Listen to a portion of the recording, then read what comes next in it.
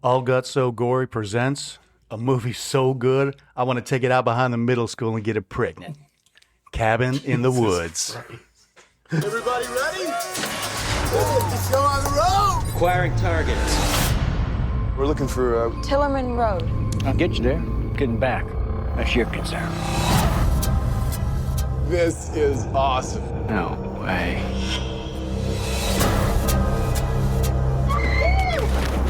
Lock them in.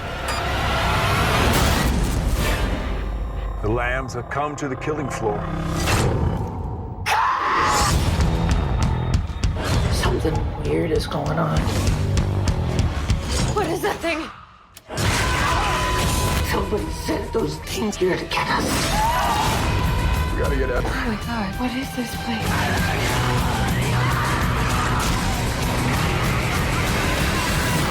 Cabin in the Woods. I think I can get it to go down. Do we want to go down?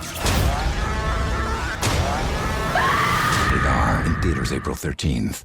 The mad and macabre. Oh, what monster could have done this? I'm just gonna bash your brains. Live or die. Make your choice. Wake up, little girl. Playtime's over. You don't know what death is. Sliced and diced. All Guts So Gory. This week, this episode, Cabin in the Woods, 2012. Anybody got a different number than that? 2011? Right. I love this movie. But I'm going to start off with the homework that I had to do because I was hosting this episode. I fucking hate homework. Some of it I did at the house before I got in the car to come over here. I got it up on my phone because I didn't want to write it down. Okay, so this movie was MGM owned the movie. So it was filmed in 2009. And I know you're thinking, this was a big movie for Chris Hemsworth. It got a big boost because he had just done the Thor movie in 2011. You'd be wrong, because this movie was filmed in 2009, sat on the shelf for 3 years. MGM filed Chapter 11 bankruptcy. They couldn't put the movie out. They just didn't have the money to do it. Lionsgate somehow heard about it, liked it, bought it, and then released it after the Thor movie came out. But it was actually filmed before Thor. I think Thor's production was like April 20... I want to say it's April 2010, maybe March 2010 through like August or September. It's kind of a weird thing how it kind of fits in with Hemsworth's career. I saw it released in 2011. I saw it released in 2012.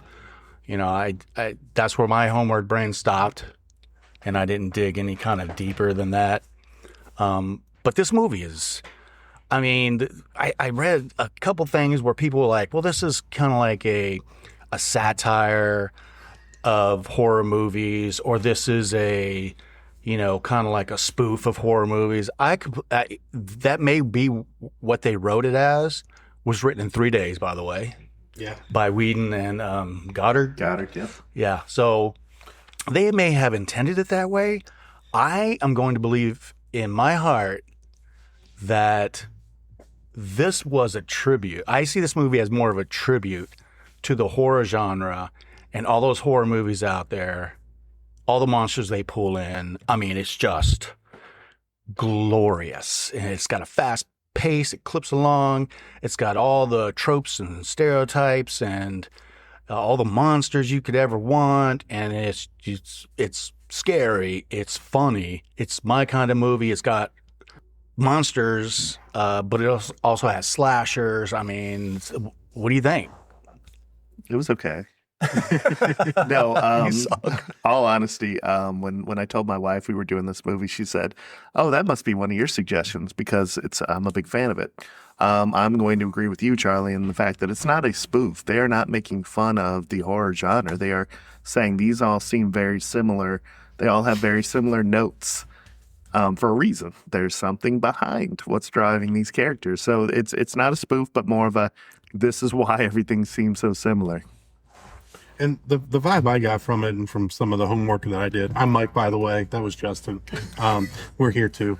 So, Yeah, I guess they are. Did I not introduce you guys? No, it's okay. So it's what I gathered from it too was, these guys wanted to take horror back to its roots a little bit. They love the slasher genre, but they felt that horror was starting to go too much into a torture porn direction. In the early mid 2000s, you have Rob Zombie's movies getting big. Hostel is a big deal. Saw was well into its fourth, fifth one. Yeah, I mean, between 2004 and 2008, they had 5 Saw movies, and then all those movies, Hostel, Saws, the House of a Thousand Corpses, and Devil's Rejects. Those are all torture porn kind of types of horror. They remade the I Spit on Your Grave. Yeah, I Spit on Your Grave is remade in this era as well. Those are the ones that my wife definitely doesn't like, and I kind of agree with her where the rape goes on a little too long.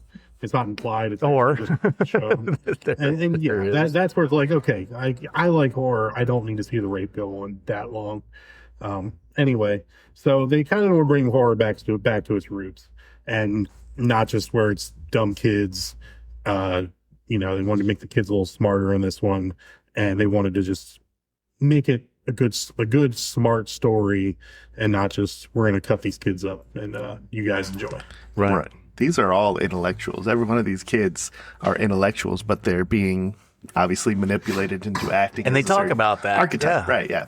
So. Yeah. And there was I'll get to it later, but there was watching this movie for God. I have seen this fucking movie like 14, 15 times, not even before. Like I watched it this week. Oh yeah, like twice this week, and one time taking notes, so it took like 4 hours to watch it. But I watched it like 2 weeks before we even started the podcast. I mean, this one's rewatchable. You can just throw it in. You can catch it anytime, like old school. If you were, like 15, 16 back in the 80s or 90s, and this thing came on HBO, and you didn't have streaming, and you couldn't. I mean, turn it on and just go for it. Yeah, I mean, Joss Whedon's a name that's been around for a long time. Drew Goddard, his partner here, first time in the director's chair is in this movie. Did some pretty popular stuff as a writing partner before this. Yeah. But when you put out a horror movie, and like Chris Hemsworth is not the A-list star we know him as yet. The rest of the main cast, not really big stars yet. But when you put Bradley Whitford in this, and Richard Jenkins in this, and Sigourney Weaver, who shows up later, it also validates the movie, whereas other horror movies don't get that validation because you don't get casting like this. Yep. Right. Yep. This one did have the advantage of, you mentioned Joss. So Joss is coming off of 7 seasons of Buffy and 5 seasons of Angel, and he has Firefly. So he has an OG movie of Buffy. Yeah. He has a built-in group of super fans that were going to go see this. Yeah. And I'm probably one of those people that it appealed to me just as much as a Joss movie as a horror movie. Yeah, and the connections don't. Phones, everybody. The connections don't stop with just Whedon and Goddard. You'll see some of the characters that, if you watched Angel, Buffy, Dollhouse, you'll be like, that guy was in this episode. Or, I mean, if you can remember that much, I can't. I just know that they were in the series. Okay. Can I be honest? No. You haven't seen Buffy? Yeah, go ahead. Then I've seen every episode of Buffy. No. I've seen the original Buffy movie, the Christy Swanson movie. Yep. I've not seen any of the TV show. I've not seen Angel. I've not seen Dollhouse. I've not seen Alias. Or Lost. I haven't seen Lost. So there's that.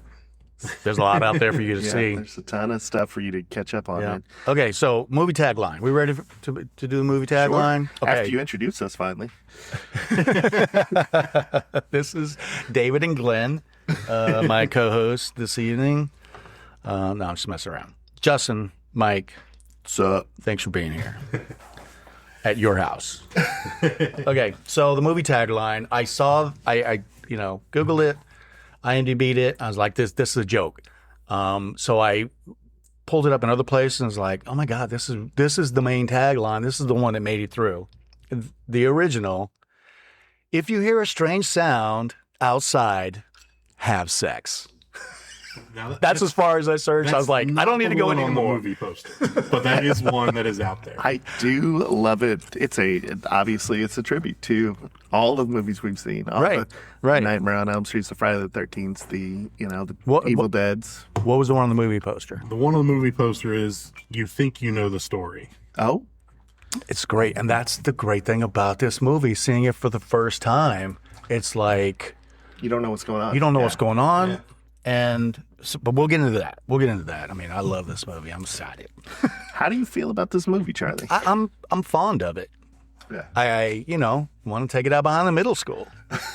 Okay. Now, but in your story, the movie is of age. Of course. The middle school has nothing to do with the age of the movie. Yes. So what were you doing in 2011? We'll go with 2011 or 2012. What were you doing when this movie came out? I watched this very shortly after it came out in the theaters. Like I said, I was excited about the creators of it and just the storyline in general.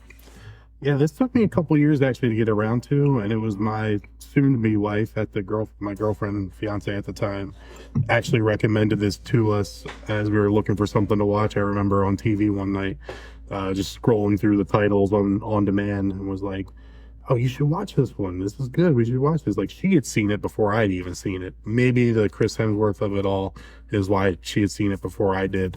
But she saw it and really recommended it. So we watched it. She's seen it before I did, and we watched it together, and I really enjoyed it too. Yeah, it's a fun ride. Love this movie. Can't say it enough. It's so good. It's witty. It's smart. It's great casting. It's just a fun story, the twists and the turns. And even after knowing the twists, when you watch it again and again, it's still enjoyable. It's so well written. Marty just has me chuckling pretty much the whole movie. It's great. Yeah. Okay, so let's get into the director, writer, all that good stuff. Director Drew Goddard. The only movie that I recognized that he directed after this was Bad Times at the El Royale, also with Chris Hemsworth. I thought it was a pretty good movie. Didn't get a lot of airplay. I mean, not bad. It was okay. I think for the casting, like the all-star cast that it was, I expected more. It was an okay movie though. But he did write. He wrote The Martian. World War Z. I mean, what do you Daredevil adapted those the book, screenplays, Daredevil series is the great. Daredevil series, Cloverfield. I love that. That one's going to be on the pod. Did he for sure. have something to do with that one? Yeah, he wrote Cloverfield. Oh, and J.J. Abrams directed it, I guess, or was that? I don't know who directed. I don't care about that stuff. Yeah. But doing my homework, I found out. Nice. So Alias, Angel, Buffy. So that's his connection with Joss Whedon. And like I said, they checked into a hotel and knocked this movie out, or the screenplay out, in 3 days. That's impressive. I mean, they know what they're doing. I mean, I imagine if you write for TV and you have to crank out that many episodes, like 21 a year air for a network, like TV series, right. You got to know what you're doing. You got to be able to put pen to paper and form ideas quickly. They usually have a staff on those shows, but yeah, as the one getting the credit, you got to go through all those ideas and lead that team. Yeah. This one, it definitely has the advantage of the story's already been written 100,000 times before, half of the story, right? So they just had to piece together how the other part fit into it, right? The underground part of it. They really just had to take a shell of a movie that's been done and add their flair to it, obviously. But the 3 movies, the 3 days, is a little more understandable when it's. And they've also kind of toyed with the idea. Joss had toyed with the idea in one of the seasons of Buffy of an organization that's capturing these things and these monsters. And then when they get to college, I mean, there is the organization that captures these things, right? So this is just like let's flesh this idea out. Exactly. It's a great movie idea. Drew Goddard, director, writer, co-writer, Joss Whedon. These guys have worked a lot together. Buffy, Angel, S.H.I.E.L.D., Avengers of Ultron, Dollhouse as writer, Dollhouse, Serenity, Firefly, which I saw the Serenity movie. I didn't watch the one season of Firefly. I know that there was fan rebellion because they took it off. And I thought the movie was okay. I've never rewatched it. I never went in. I had no Can't comment. Haven't bond with those guys.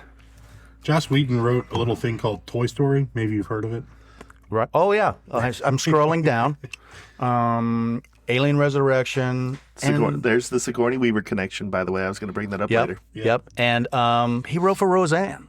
Yeah. I feel like that was like his first thing. first big writing gig. So yeah. Yeah. He also directed 2 episodes of The Office. Pretty cool. Nice.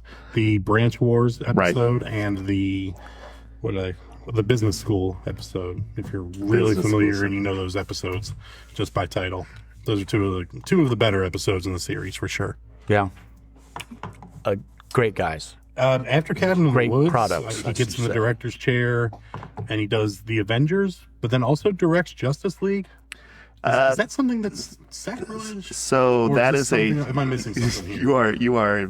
Yeah, you're going to alienate some people here because he actually came in at the tail end of Justice League to finish it after Zack Snyder was basically booted off. Okay. And then they did a Zack Snyder cut, and it's this whole thing. So, we got to tread lightly here. I think to do both universes, you have to create like a Horcrux or something like that. So to like split your soul up so you can I'm kind of do a good job both ways. I mean, I'm not too into the Marvel stuff by any means, or either comic book brand by any means, but I remember having, and I'll use the term friend loosely, just an acquaintance years ago that a bunch of us were going to go see The Dark Knight at midnight when it came out, and was like, hey, we're going to go see The Dark Knight. Like, you want to come? And he was like, DC Comics? Fuck that. I'm like, okay. That's too much. How about Christopher Nolan movies? I don't know. It's Batman. It's Christopher Nolan. It's going to be awesome.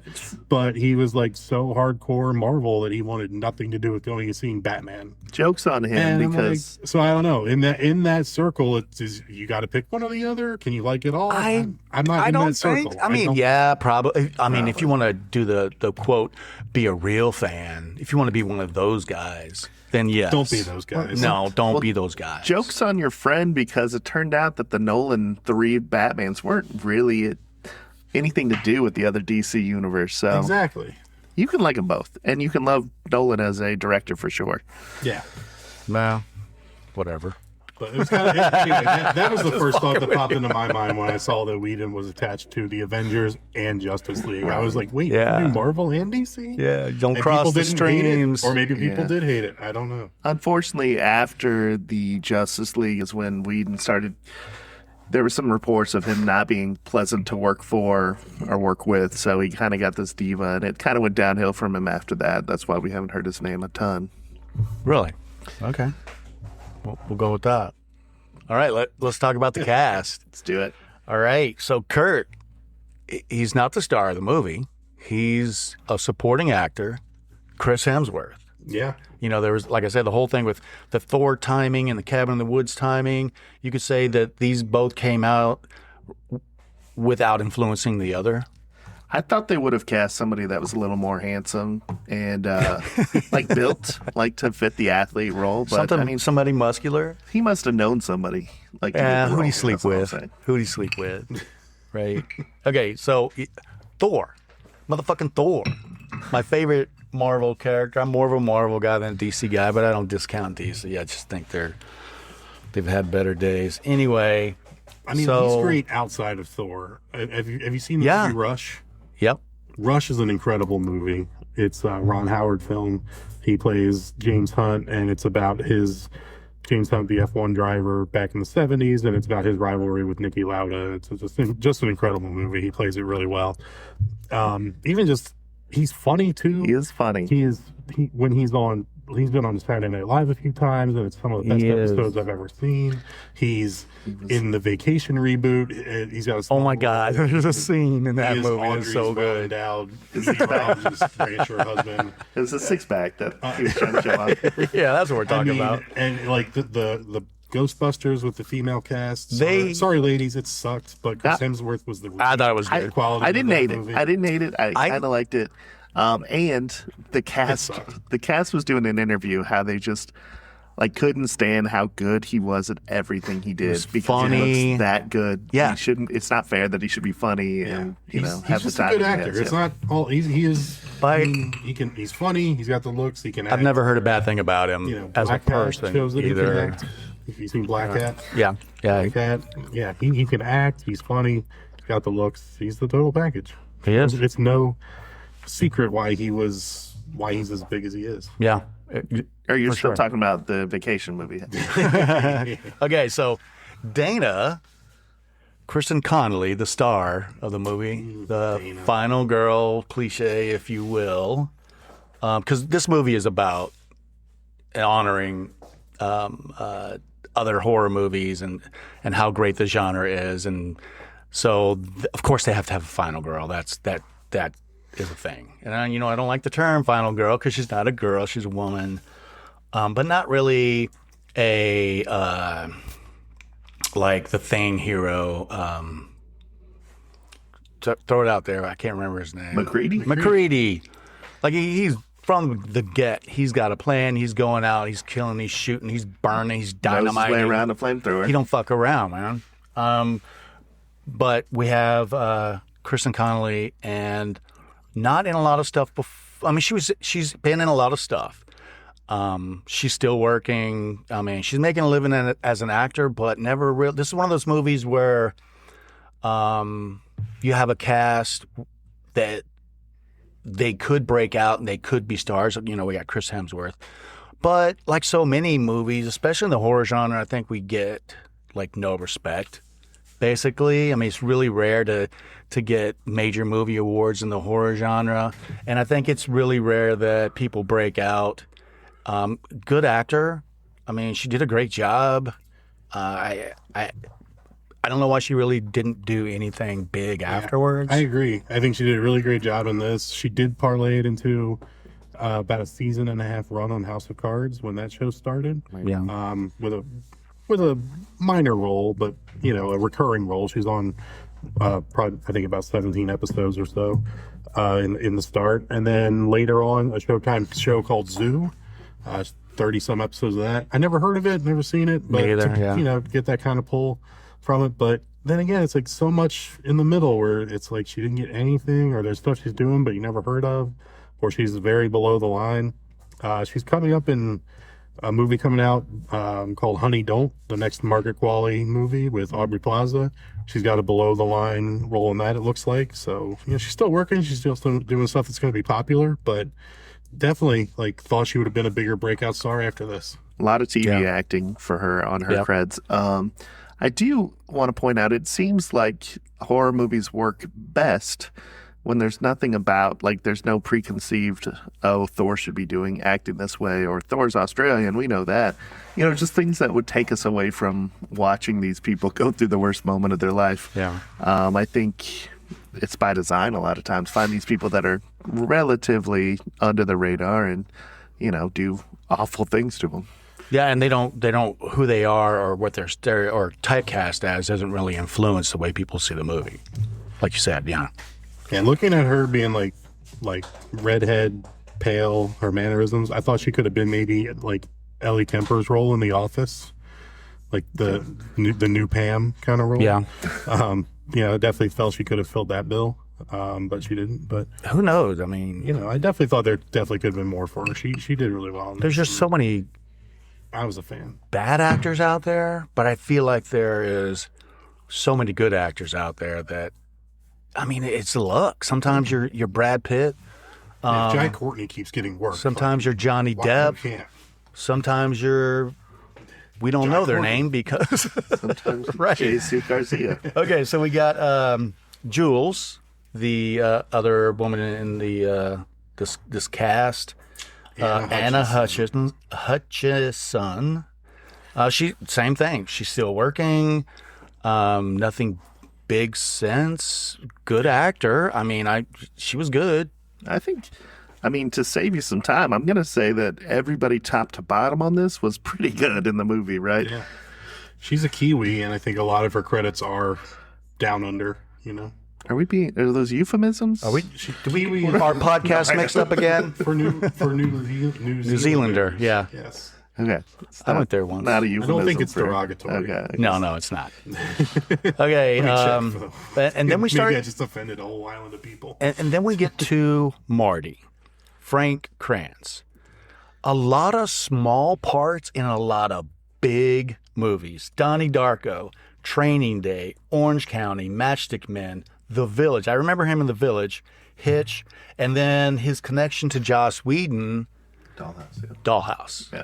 I mean, Joss Whedon likes to pull in people he knows that are going to be. I feel like he knows they're going to be consistent. He knows they can act. He knows he likes working with them, I assume. And you'll see a couple other characters. Same deal. I mean, okay, so this is the character that had the highest chance of being Highest awful. in quotes. Yes. He's the fool. This is this. He's the If you clown. miscast this one, you've got an annoying person, and I think they walked the line very well. He was maybe born to play this role in a weird way, like Shaggy walking down the street. Right. So a little trivia about Fran Kranz is that he was actually the buffest guy on the movie, actor in the movie. Yes. So I don't believe it. if you look at the swimming scene, he's the only one that doesn't have a swimsuit on, and throughout the movie he's fully clothed all the time, from like wrist to neck, jeans, whatever, the whole time. Because otherwise it would have been something that had to be addressed in the movie. And what they said was it doesn't fit the character. Like, he's the Joker, he's the clown, he's the pothead, he's the guy that's going to smoke, how many ounces? I don't know. A lot of ounces of pot and eat 12 pizzas, honey buns, Cheetos, Pop-Tarts. jalapeno, Pop-Tarts. Did you say Pop-Tarts? I mean, he's got to be like one of the first people to go in the typical horror movie. Oh, yeah. But they couldn't breaking have all the the cardinal dude rules, looking like outshining Like Chris Brad Hemsworth, Pitt the in job. Fight Club or something. Right. I mean, that's what I heard. I've never seen the guy shirtless. Sounds like I don't know. But, so yeah, that's a weird thing. And I read it like several times. Like, people were really pushing that whole story. I was like, all right, guys, I get it. And then as I was watching it, I was trying to was like, keep your shirt on, mate. I mean, he does look a little bit thick there, and yeah. Anyway, yeah. So yeah, he's in a lot of stuff. He's still working too. I mean, he's still out there. But I kind of feel like if you look at the movies, Donnie Darko, Training Day, Orange County, The Village, Hitch, Dollhouse, I just pulled up pictures of him. I mean, he's cut, but he's not like... Yeah. He's not Thor level cut, but Thor wasn't yet. I don't Who knows when that was taken, though? Was that contemporary with like Chris Hemsworth stacked on some mass later through his Thor career, Marvel career? But Marty was. He's Marty- definitely cut. He's got the vicious V going on. Yeah. he would have not. Fit It wouldn't have the looked right. Pothead stoner. It wouldn't have looked right. Character if he all of a sudden walked into the room shirtless or took his shirt off at the lake. But it And was like, also... they'd be like, wait, what? You hit the gym? Like, It was you're not also on the football team? It was also explainable, though, by we work with what we have kind of line of views towards the They end. made so. a decision. They stuck with it. But like, if you look at the movies he's been in, I think he kind of peaked the aughts, the early teens, as kind of like that teen. He could pull off a teenage type of character that was using a lot of Donnie Darko, Training Day, Orange County, The Village. He was a teenager. He can play off of people, but he can't lead it for sure. The guy was probably 30 years old, still playing teenagers, and then his career's kind of dropped off since he's not that teenage character actor that they want. All right, so Holden, our next guy, our scholar, Jesse Williams, he's still working. He starred in another movie. He's got his own movie, 2019 Jacob's Ladder remake. I never saw it. I didn't want to. I didn't think it was going to be. But whatever. I mean, he got a movie. He took a shot. He also is a video game actor. He was in Detroit Being Human or Detroit Human, something like that, where basically the whole game is him. Yeah. So, I mean, that's impressive. I don't know if that really. That's where my daughter recognized. Oh, she's like, that's where he's from, Detroit Being Human. I was like, is he? Interesting. He's in 275 episodes of Grey's Anatomy. That's a lot. Is he? Yes. Did I miss that? You must have missed that. It's like I the definitely only thing missed on that. MDB that stuck out to me. Does Really? anybody? That's the only thing that stuck out. It's like Told you I he hate did homework. this and then got on Grey's Anatomy and has not stopped. I've never watched a whole episode of Grey's Anatomy. Same. When Mary and I, my wife, were dating, got together, she was really into Grey's Anatomy, so I watched all the Grey's Anatomy. All of it. If you're 300 episodes behind, is it too late to even start? Yes, Like it is. You can't just I'm going to catch up. Focus on Buffy and We'll Angel. talk about it in 3 years. And then there's like spin-offs, right? Private, some other shit. I have no idea. I don't. Probably. Yeah. All right. All right. So then we got in the movie, his character is just by his last name, Sitterson. Richard Jenkins. I mean, this guy was in a lot of stuff. Fantastic. Saw him, actor. great character actor. Knew who he was. I mean, for me, it was Step Brothers. I was like, he's the dad in Step Brothers, Dobek. right? Yeah. Dr. So Dobek. Dr. Dobek, Robin. But he was in The Shape of Water, Kong Skull Island, Bone Tomahawk. I'm sure somebody's going to do that in episode. Hall Pass, Let Me In, Eat, Pray, Love, Step Brothers. He was the first time I saw him. He was in the series 6 Feet Under. Great. Yeah. He was played the dad father, in right? there. Yeah. He was in The Core, Me, Myself, and Irene. I mean, this guy has been a character actor for a while. He's done a lot of, and he filled the part, and he did a good job. No notes. He's a great character actor. amazing. He was great in this one. Great work. And then Hadley, the other guy in the vault, Bradley Whitford, most recently Handmaid's Tale. I mean, he's playing an older guy now, a dad kind of guy, grandpa maybe. Get Out. Get Out. Great in that. And was in The West Wing. Forever. Yeah. Forever. Wrestling for a very long time. Yeah. He was in, not Happy Gilmore. Billy Madison. Billy Madison. Business He was Business the villain in Billy Madison. Right. And then Lynn, Amy Aker, love Amy Aker, still working. She's one of those actors who just hasn't aged. Winifred. I love Fred from Angel. Yep, she was an Angel. She was an Alias, Dollhouse. Oh, wrong. Yeah, Dollhouse, Alias, Angel. Last time I saw her, she had a few episodes in Suits.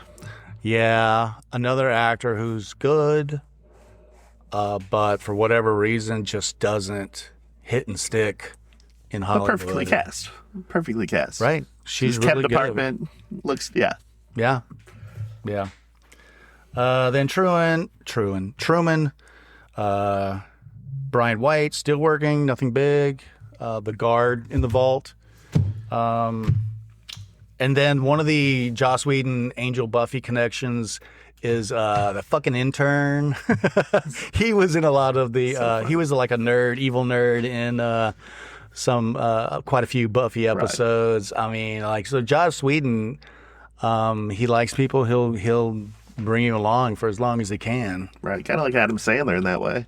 Yeah, Adam Sandler. That's all his buddies. The guys he grew up with. Yeah, he doesn't qualify for overtime. That guy.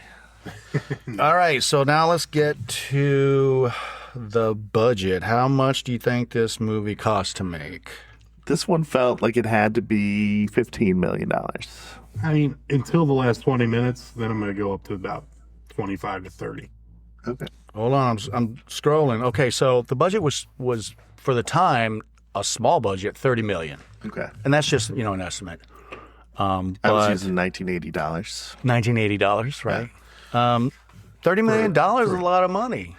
And they weren't paying for the cast, right? Even the people you knew in the movie, they weren't like big stars and, offer only. And, I get $3 million for a movie of this size just being a supporting actor, supporting character, whatever. So $30 million, they did a lot of CGI, a lot of special effects, practical effects, all the makeup for how much of it went to REO Speedwagon? You're probably not wrong. Probably like a percent. Yeah. Like not 1%. I mean, like a 5%, 10%, something like that. So it did okay. I mean, it made 70 million worldwide, 42 in the U.S. So they made their money back in the U.S. I don't know. But that traveled well. I mean, if it made 30 overseas, that's really horror movies don't really travel well. So I mean, that's good. Right. I mean, it did well enough, and I don't even think it's like at cult classic level, which is usually reserved for movies that aren't seen very much, and maybe like Dawn of the Dead's a cult classic movie. The acting's not that great, the script's not that great. For some reason, it just sticks in people's heads. But Cabin in the Woods, I mean, it's got to be on everyone's top 50, top 30, top 20 list of horror movies. I mean, if you see this, I'm sure you like it. There can't be many people that saw this and are like, not my cup of tea. Yeah. Stupid. You walked into the wrong movie if you didn't like. If you sat all the way through this, I'm like, I'm not really into it. No, this is a good one. Awards. Let's see what we got here. Not a whole lot. I mean, they got a Saturn. They got what's the Fright Night Awards or something? The whatever that's called, Fright something. The Fright Awards. They won like best screenplay, best. The Chainsaw Awards. They got best wide release film, best supporting actor, best screenplay. I mean, that's recognition. Who's the actor? What's that? Best supporting. I don't know. I didn't do that good of homework. I didn't do enough homework. I'm sure it's got to be Chris Hemsworth. Questions. I mean, this podcast will make you think. We'll give you some answers, but we're not going to do everything for you. Yeah. I mean, you got to go out and you got to watch the movie yourself. We're going to tell you if you haven't seen this movie, and I don't know why you would be listening to this episode if you haven't seen this movie. I would stop the episode right now. Go watch the movie because we're going to ruin the hell out of it. And this one's got a lot of Easter eggs. It's got a lot of, oh my God, I didn't realize that was going to happen. Like, what's going on? It's a good ride. All right. So the movie. I mean, this is the best kill is going to be a hard one for me. And I assume probably everyone's going to pick something different. But let's start with, let's just jump into it. I mean, I have like pages and pages because this movie really jumps around from when you don't know what's going on, from an office building to the woods to an RV to a gas station. I mean, it's just constantly jumping back and forth. But it literally starts with two people in an office talking about baby-proofing a house. Right, they're at the vending machine. Just having an everyday conversation you'd have over the water cooler. Sitter son is in that classic short sleeve button down with a tie look. I mean, he's everybody's grandpa, or pictures that from guys in the 50s and 60s. Yes, kind of an engineer look. So they clue you in on there's going to be two things going on concurrently during this movie. I did love the hard smash the title card right after talking about baby proofing. That was good. Yeah. So they're talking about there's some problems with Sweden. You're not really sure what's going on, what they're talking about. The Swedes, Swedes, jokes, and then just Japan, the Japanese, and the U.S. are left, and you don't really know what they're talking about. You're thinking maybe these guys are somehow going to wind up at the cabin out in the woods somewhere sometime, but you don't really know. So then you get the hard stamp of Cabin in the Woods. The title pops on, and boom, you're somewhere else. You're in a dorm. Apartment. You're in an apartment. They're in college. Dana had just been broken up with by her professor boyfriend, which was, kind of skeevy a little bit. But I never thought about it. It is cliche. It is cliche. So you'll find out later on that it doesn't say how they picked this group of people, but they set them up and they really fucked with them. And I think they sent the email to break up with her to get her in a position of, emotional distress. Right. She's vulnerable. They want her, because they do it to all the other characters too, in a different way. You'll find out later.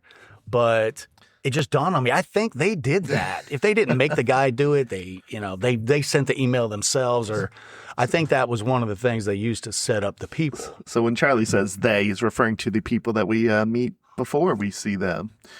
There's a group. Right. There's an unknown force. An unknown group. Directing they. People. The they that everyone talks about, but no one knows who they are. Yeah. Here we go. So we start off with 5 college kids, which is important to see, which is another trope. Right. Yeah. You have the odd number of people there. Usually between 4 and 6. Right. Sometimes 3, sometimes a lot more, but then, a lot more is a lot more deaths. Yeah. And one more thing before we get past this opening scene is, we talked a little bit about how Joss Whedon and Drew Goddard wanted to make a smarter horror movie, or didn't like some of the tropes, or didn't like kids being portrayed a certain way. Yet they decided to go the exploitative route, and the first shot of Dana is her window open, and we're peeking in, and she's pantsless as she's packing, just in her underwear in broad daylight with the curtains open. I didn't even notice. I didn't. Yeah. Not until Kurt brought it up. Yeah, Kurt brought it up. I was Which like, was funny. She wasn't wearing pants. Yeah, she wasn't. But they make a good shout out to the 80s. What do you call those? Not infomercial, but PSA, right? Oh, yeah. Public service announcement. Where did you get these? Where did you get these? And learned it from you. From you, okay? Right. Learned from watching you. And that's watching you. That's your first look. I mean, besides the banter back and forth between Jenkins and Whitford, the dialogue is, that with the Joss movie, it's going to have some good witty dialogue in it.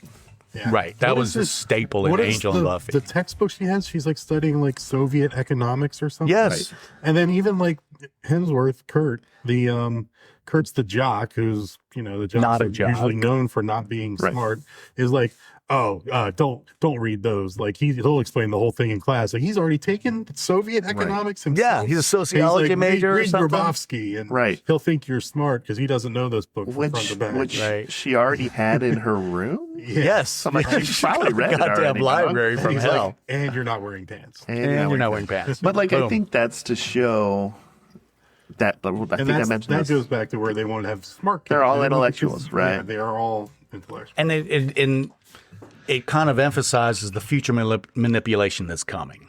All the stuff that they're going to do to them, that they have to make them fit these certain characteristics, these certain characters, these certain sacrifices later on. Right.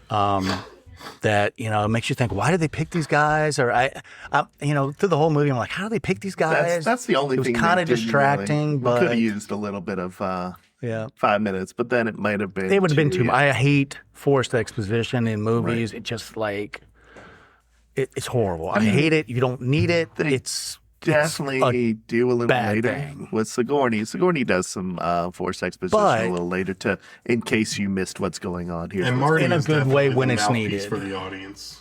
Right. Yeah. Definitely. So then, so we got those 3 characters. Holden shows up. He is the best hands on the team. Best hands on the team.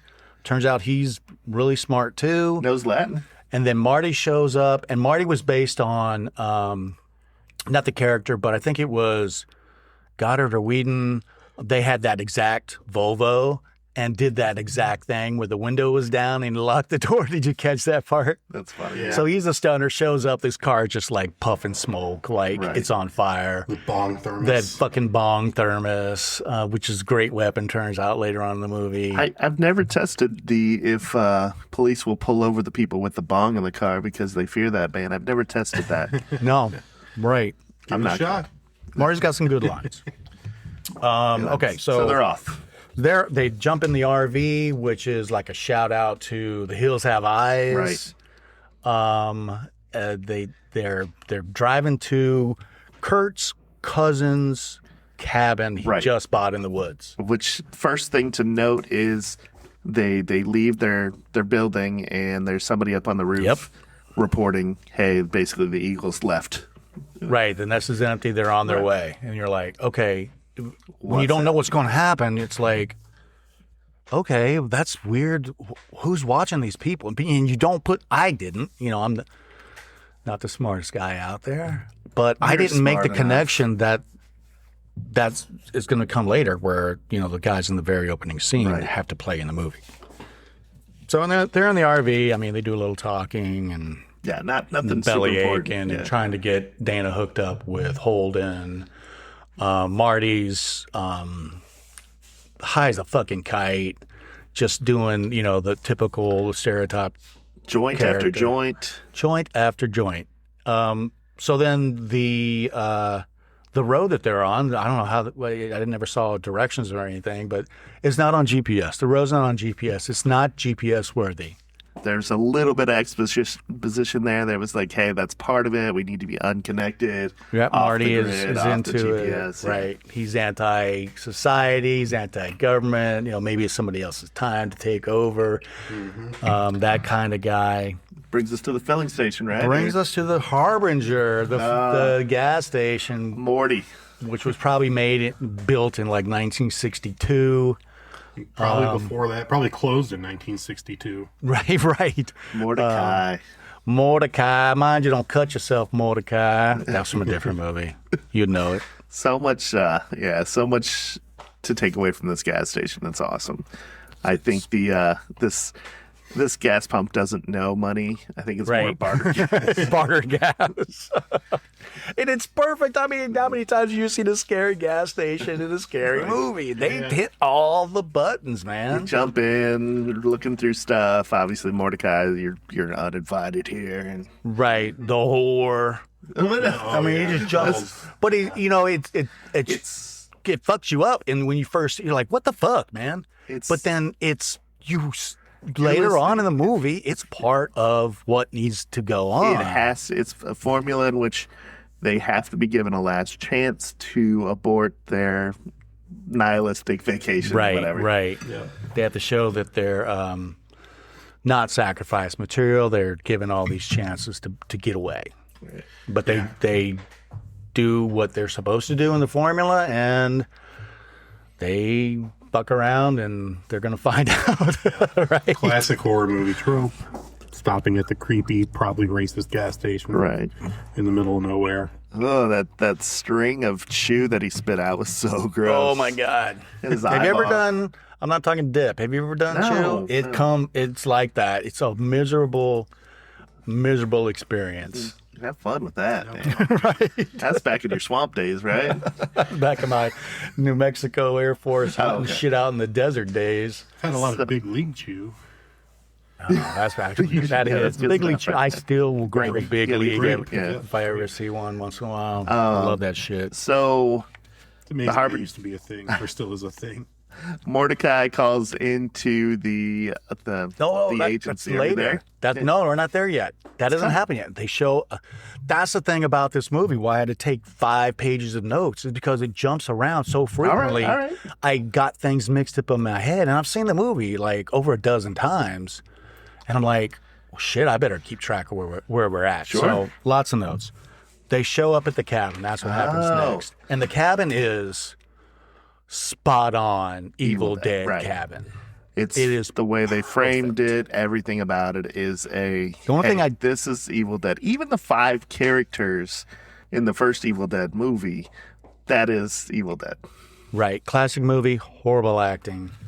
Not this movie, but the shout out is the shout out is so loud. Like if you might not even have had to see that movie. If you're a younger person, maybe you haven't seen Evil Dead, I would recommend Evil Dead 2, What's Army of Darkness, what? What's younger? Well, for me, everyone's younger, but, people are mid-20s, younger, teens. Because you fought in the war where there was some dressed in blue. You know what goddamn war. Some dressed in gray. Brother against brother. Right, that's exactly it. So they show up. The only thing I didn't see was the swing on the front porch. I didn't see that, but it was probably there. I just couldn't see it because everything in the front of the cabin is the same color. It all blends in really well. Do we want to talk about all the Evil Dead stuff now, or do we want to do it as it comes up? let's do it as it comes up, Okay. because it comes up a lot, Okay. right?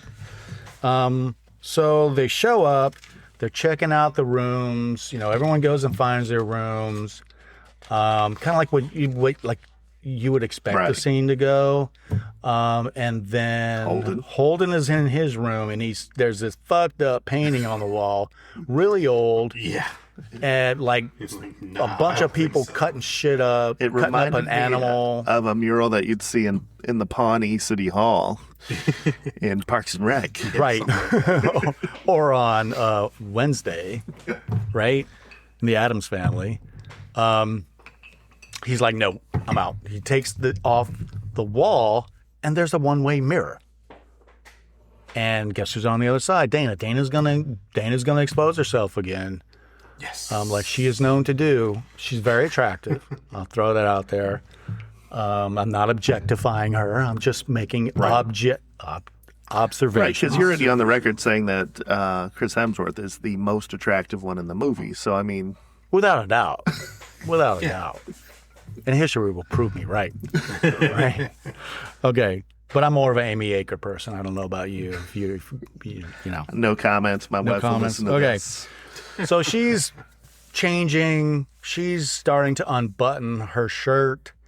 And he's like, well, hold up. And then he knocks on the wall and ruins everybody's Which fun. Finally does the right thing. He does the right thing. Right. And she's like, what? He admits to her, like, hey, I thought about it, though. I wrestled with it in my head. There was some blood. So everybody's in the room checking it out and is like, this is really fucking weird for a cabin that looks like the best thing to do for it would be to set it on fire, not sleep in it. Well, obviously, Marty thinks, back in the olden days, they didn't have a ton of entertainment. So this was kind of They had what to they create would their do. own interrogation. Right. Right, exactly. Marty's a great character. He's a Marty's great the best. vehicle for the jokes that they want to throw out, that people in the audience are thinking in their heads that Marty is the tool to do it, and he delivers. Right, no cap. So they switch rooms, and basically the same thing happens again. But this time Holden's taking off his shirt. We see that he's very fit, very fit, attractive man. Oh, okay. Yeah, she's like, She wrestles with it for a minute, and then she does the right thing. You know something's going to happen later. But so she puts the painting up and sees why that he took the painting down and puts a blanket over it. Okay. And then one thing that I missed was when they're driving and they get to that tunnel, right? There's this CGI hawk flying around. No, it's a real hawk and a real death of a hawk. And it crashes into this invisible wall, which is made out of these hex panels, force field. Hunger Games. And you're like, what the hell? What the fuck? Yeah. And I still didn't put it. I mean, I am. But it makes it a good ride because I don't want to ruin the movie for myself. Like sometimes movies being predictable can take some of the fun out of it, and I can't not do it. So I'm trying to figure it out, but I'm not figuring it out, which makes the movie better for me. So I do this thing during trailers now where I close my eyes. I don't want to watch anything, but unfortunately, when the trailer for this came out, I wasn't doing that yet. So I saw the force field and some variation in the trailer. So I was aware that they were kind of going to be isolated off there. I don't remember seeing the trailer for the movie. I saw enough of it advertised, I assume, because I don't remember. I have a bad memory. You know that. I'm going to forget everything about this episode, or after we're doing Cabin in the Woods, in case you forgot. Right. But it was super effective. Like it throws the what the fuck's going on into your head again, and so then they make the phone call, which is great. Mordecai calls up to let them know the Harbinger. He has the Harbinger. He's like really like he said. Somebody we got the Harbinger on the phone. It's like but we don't want. I mean, he's really insistent, and frankly, the guy scares me. He's creeping me out. He's creeping me out. So they put him on speaker, and Lynn, Amy Acker, Sitterson, and Hadley. Yeah. Hadley's talking to him, and he's just he's all into his character. Biblical type shit. Like, the fool almost ruined it, which gives you like a little clue, but I completely missed that, of course. Yeah. He's like, and then he's just like talking. He's like, "Am I on speakerphone? Like a normal voice?" He's like, "No, I can hear the echo." He's like, "Oh, I'm sorry." Then he makes like a clunk sound. He's like, "Okay," and then he just gets back into it. Right. And then they start laughing at his shit, and he's like, "I'm on speakerphone again, aren't I?" And they just bust out. So and, I mean, it's a great scene. The second watch of this movie may be just as enjoyable as the first because you start to pick up on things like, oh, he noticed that the fool was, not quite under the control that he wanted to be. He was warning. There were all these things that are telling you, but without taking you out of it. Right. Yeah. Right, but they couldn't, like, so many times the crazy kind of overshadows, so you kind of discount what he's saying, right? Like, okay, whatever. Oh, they're too busy laughing. Whatever, Mordecai. Right. Okay, so then we have the swim scene. I feel like it's in every movie. They had some time to kill, and maybe wanted to make us think like something was going to happen in the lake. Yeah, I think it was like the most important thing is for us to have that deja vu of we've seen these characters in other movies. We've seen this scene in this other is where movies, they get right? it. Right. Someone's going to get it. It's hey, we're going to jump. We're going to throw our girlfriend who doesn't want to go in the pond. Right. And, it's just, they're going to be all these cliche teenage college kids. How do we get 4 attractive people into their bathing suits? Oh, just have them jump in the lake real quick. Right. Like how, And they're in, they're out. That seems like a minute and a half. Right, and then kind of, of course Marty, Marty couldn't because they could describe him as the jacked Jesus is what they called him. But another stereotypical type of scene that you'll get in horror movies, and I feel like they put a lot of things out there like that to kind of bait us into something's going to happen. But when I'm thinking about it, they wrote this movie in 3 days. Like, did they just start off with like, name every horror movie that you like. Just name it, and then we'll pull a scene from this one. Like, obviously, they like The Evil Dead. Right. And it's part of the natural progression of the movie, too. It has to go, like, up. Like, things are going great. They're having a great time. And then kind of thing. So I think it was all part of that still. Yeah. Mm-hmm. Okay, so then we switch back to the vault. I'll just call it the vault, where the command center. Sure. Basically. And the betting pool is going on. So this is a really fun scene that is like, man, I spent a lot of time trying to figure out what was on that whiteboard. Right. I pulled up some lists, and then there was like references to things on there. So on the whiteboard. Let's hear some of the notables. On the whiteboard, everything that's on the whiteboard is werewolf, alien beasts, mutants, wraiths, zombies, reptilius, clowns, witches, demons, hell lord, angry molesting tree. Shout out to Evil Dead. That comes out later. Giant snake, deadites, directly from Evil Dead. Kevin. There's something wrong with Kevin? No. Well, it's Kevin from Sin City. Are we sure? Elijah Wood. I heard 2 things. It was either going to be that's what I heard was Kevin. Or Kevin is going to be a regular dude wearing like a Best Buy polo and name tag. Just like an average guy, but with like secret super abilities. But you never see Kevin. We don't see him, but yeah. Yeah. Mummy, which I don't think there's a mummy. Not that I saw. Scene in the movie. They spent a lot of time. The bride, the scarecrow folk, they show up. Mm-hmm. Snowman, didn't see a snowman. Dragon bat, we saw the dragon bat. Vampires, baller. I didn't see any vampires, but they're on the board. Yeah. Dismemberment goblins, we do see them briefly tear a guy in half. Sugar Plum Fairy, I assume that was the ballerina girl with the face that was all mouth and teeth. Apparently that's a Guillermo del Toro reference. Oh, okay. I didn't see that. Merman. Love Merman. Somebody else loves Merman too. Hadley. Bradley Whitford loves. He just in his heart, it will never be full until he sees a merman. Yeah. Yep. I feel bad for him. The Reanimated. Yeah. So more zombies, if you will. Yep. Unicorn, which I love that they threw that in there. The Huron, the Huron. The only Huron I know is like a Native American tribe. I'm not sure what that was. There was no discussion about it that I could find. It's on the whiteboard.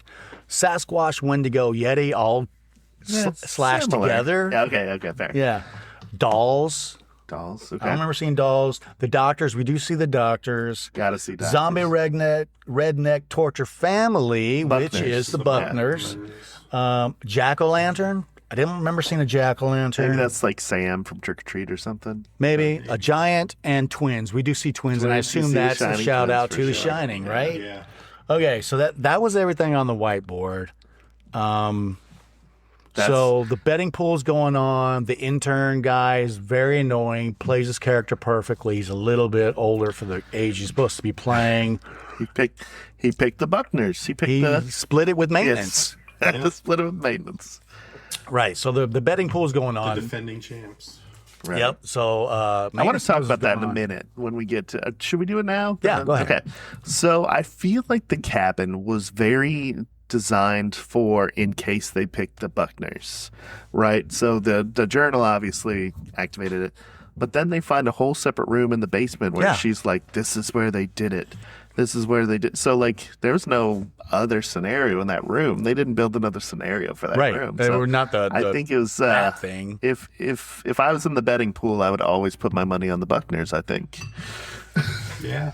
Yeah, I mean it was good. I mean, there's nothing bad about this movie, but that was kind of a weird thing that they did set it up that way for the Buckners, and the Buckners get picked when it could have been, the Mermaid. The merman. How's that going to factor in? If you're expecting a room full of goodies and you see a book, you're probably going to be like, "What's in this book?" Whereas, like they show you like picks up the conch shell, and that's what gets Hadley all excited. Like he picked up the conch shell, but it's like he was about to blow any into other time. Like that's just an inanimate object. A book has like information. If he blew People are into going to it. pick up the book and read the book. Yeah. But also the puzzle box. I like pretty shiny things. I probably would have picked up the puzzle. Puzzle box. It would have been a different I'd be movie. a goner, I think. Yeah. So what thing on the whiteboard, if we want to go there or wait till later, what thing on the whiteboard was the circular saw blades through the heads guy? He wasn't on the whiteboard. Not every. Nothing was on so there. I looked, and I was thinking the same thing. No but then I dimensional remember demon or anything? later when they go down into the cubes, and they stuff in find the them, and cubes they're that are in not on the cube board. 3606, I think. Yeah, that's a lot of. There's more things down there There's than what's on the serpents, there's whiteboard. spiders, there's The that spider. guy. So they're like 50 on the board, maybe. Well, I forgot there were wraiths in the list too, I think. Okay. All right, so maybe not all were available in this run through. Yeah, he was on the. But like no, the he's- Cenobite, Yeah, the maybe they Cenobite only was put- available though. questionable with a head injury. Maybe they only put the things in there that they could touch or use and summon were the ones that were on the whiteboard. Yeah, but like that puzzle box was. Oh, that's right. Cenobite, He yeah. wasn't on there. The Cenobite. That's what I'm going to call it because it's obviously I Pinhead. knew this movie sucked. They couldn't get everybody on the board, right? right. They couldn't get everybody on the board. Maybe nobody had chosen it so long. It was just kind of one of those. Yeah, I Maybe they thought nobody would pause the movie and read the entire whiteboard. Exactly. I'm probably going Right. to say that's the right way. right, exactly. That's probably not going to happen. But they don't know horror. They don't know their fans. They don't know their fans. Okay, so you got the betting pool. They kind of explain a little bit how the ritual works, just a little bit. I mean, it kind of like builds up. It's not like we're going to bog you down with 5 minutes of explaining every goddamn thing that's going on behind the scenes. They quickly explain that that they're free to make their own choices. That they don't force them to because do the one anything. person questions them like, if you rigged the game, how is this even fair? And they're saying no. Like they have the choice to like turn around at the gas station. They have the choice. Like we open the cellar door, but they have the choice to. But the go deck, down there or not. the deck is definitely stacked against them. Oh, right? yeah. They're using Their cellar door flies open. They're going to go see. They have a formula that works, and they've got chemicals. like, chem department. Chem department, very important. I don't think we realized how in depth, how close they are engaging with them until later when they're just like, release the pheromones and release pheromones. things Right, like that. 500 cc's of Turn the Thorazine. heat up outside. Turn the heat. Put some. Turn the she light says on. It's too dark. Let's Right. Turn some light. Okay, let's not jump ahead. Let's not jump ahead too We're far. just talking about deck stacking. Right. So we jump from the vault back to the cabin, and they're doing what college kids do in the cabin. They're drinking. Drunken, they're having a good truth or time. dare. They're playing truth or dare. So the first one is great. Another great Marty scene. There we go. I'm going to jump in with my Evil Dead reference. Marty obviously gets, what's her name? Dana? No, who's the Jules? Jules.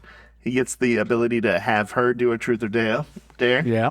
And he says, "I dare you to make out with the moose." Funny line. Chris Hemsworth, please say Dana, please say Dana. And he says that moose over there, which is another shout out to Evil Dead, because in Evil Dead there's the moose on the wall, right? Yeah, for sure. It comes to life, right? A movie you guys got to watch. So obviously that was the shout out. It was a wolf, but he said moose. Right. So there's this whole scene of her being trying to be sexy with this wolf, and you're talking to me, and they I'm gonna go ahead and say not hot.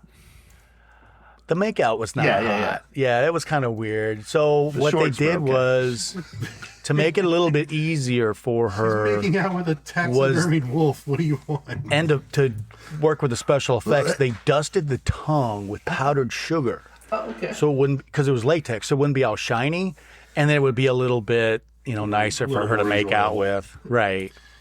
Her little thank you at the end of it was kind of funny. Right. I mean, it's a funny scene. But when I saw that wolf on the wall the first time, I was like, it's going to eat her. Evil Dead, that motherfucker's come to life. It's going to bite somebody. Yeah. When she goes up to it, I was like, it's going to chew her face off. That'd be a great scene. Doesn't happen. I mean, they're just building.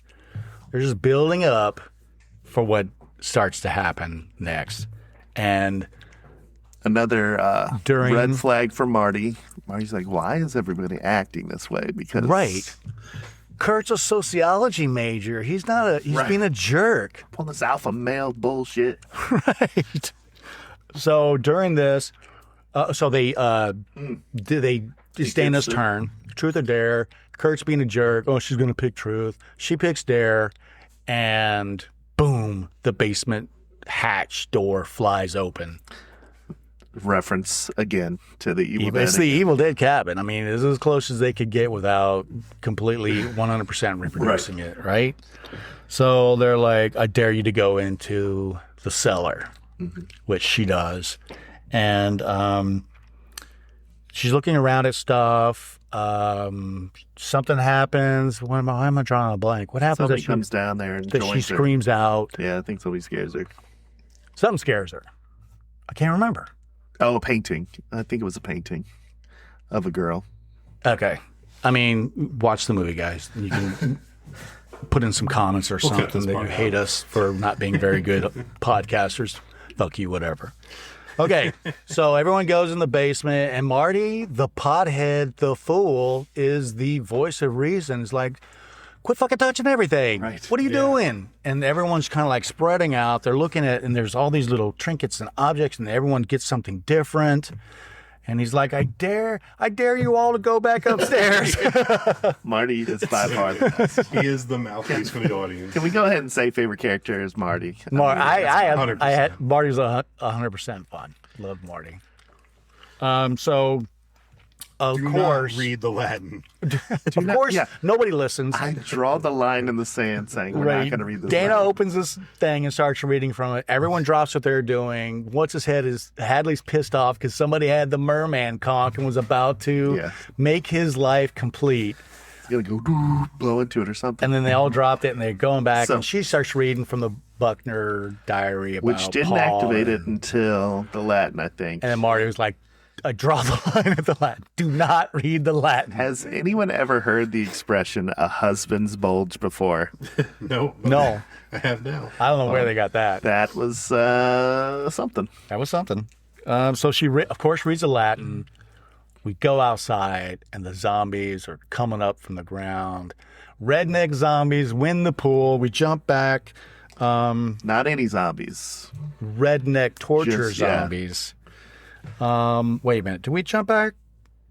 Yeah, we jump back to the vault, and they're like back at the pool. Yeah. They were celebrating. They pay off maintenance, and they pay off the intern. The intern jumps up. Yeah, and was like, "Fuck this guy." It's like elephants and elephant seals. Right. What? I got zombies species. too. No, you had zombies. They had zombie redneck. Torture zombies. Whatever. Redneck torture zombies. So maintenance wins. Intern wins. And everyone's kind of still, hanging out a little bit. and Kurt grabs Jules, and they're going to go outside and do what you know is going to happen in every horror movie. That's after Jules is doing a striptease for everybody. Oh yeah, While Kurt stands behind everyone. Goes, yeah, baby. baby. They used to be sweeties. What are we They doing? used freshman dorm sweeties. Her and Right. Marty. They made out once, but he did not buy the ring. He didn't, so he missed that boat, that Better sail, right? So Kurt and Jules head outside. Of course, why not? Right. Something weird happens, go outside and have sex, Yeah. right? Yep. That's the other tagline. So they go outside. Then it cuts back to Marty and Dana talking. He's getting clued in. Like, everyone's acting weird. That's when they talk about Puppeteers. puppeteers. He uses that term. Pop-Tarts? Puppeteers. Pop-Tarts? We got Pop-Tarts?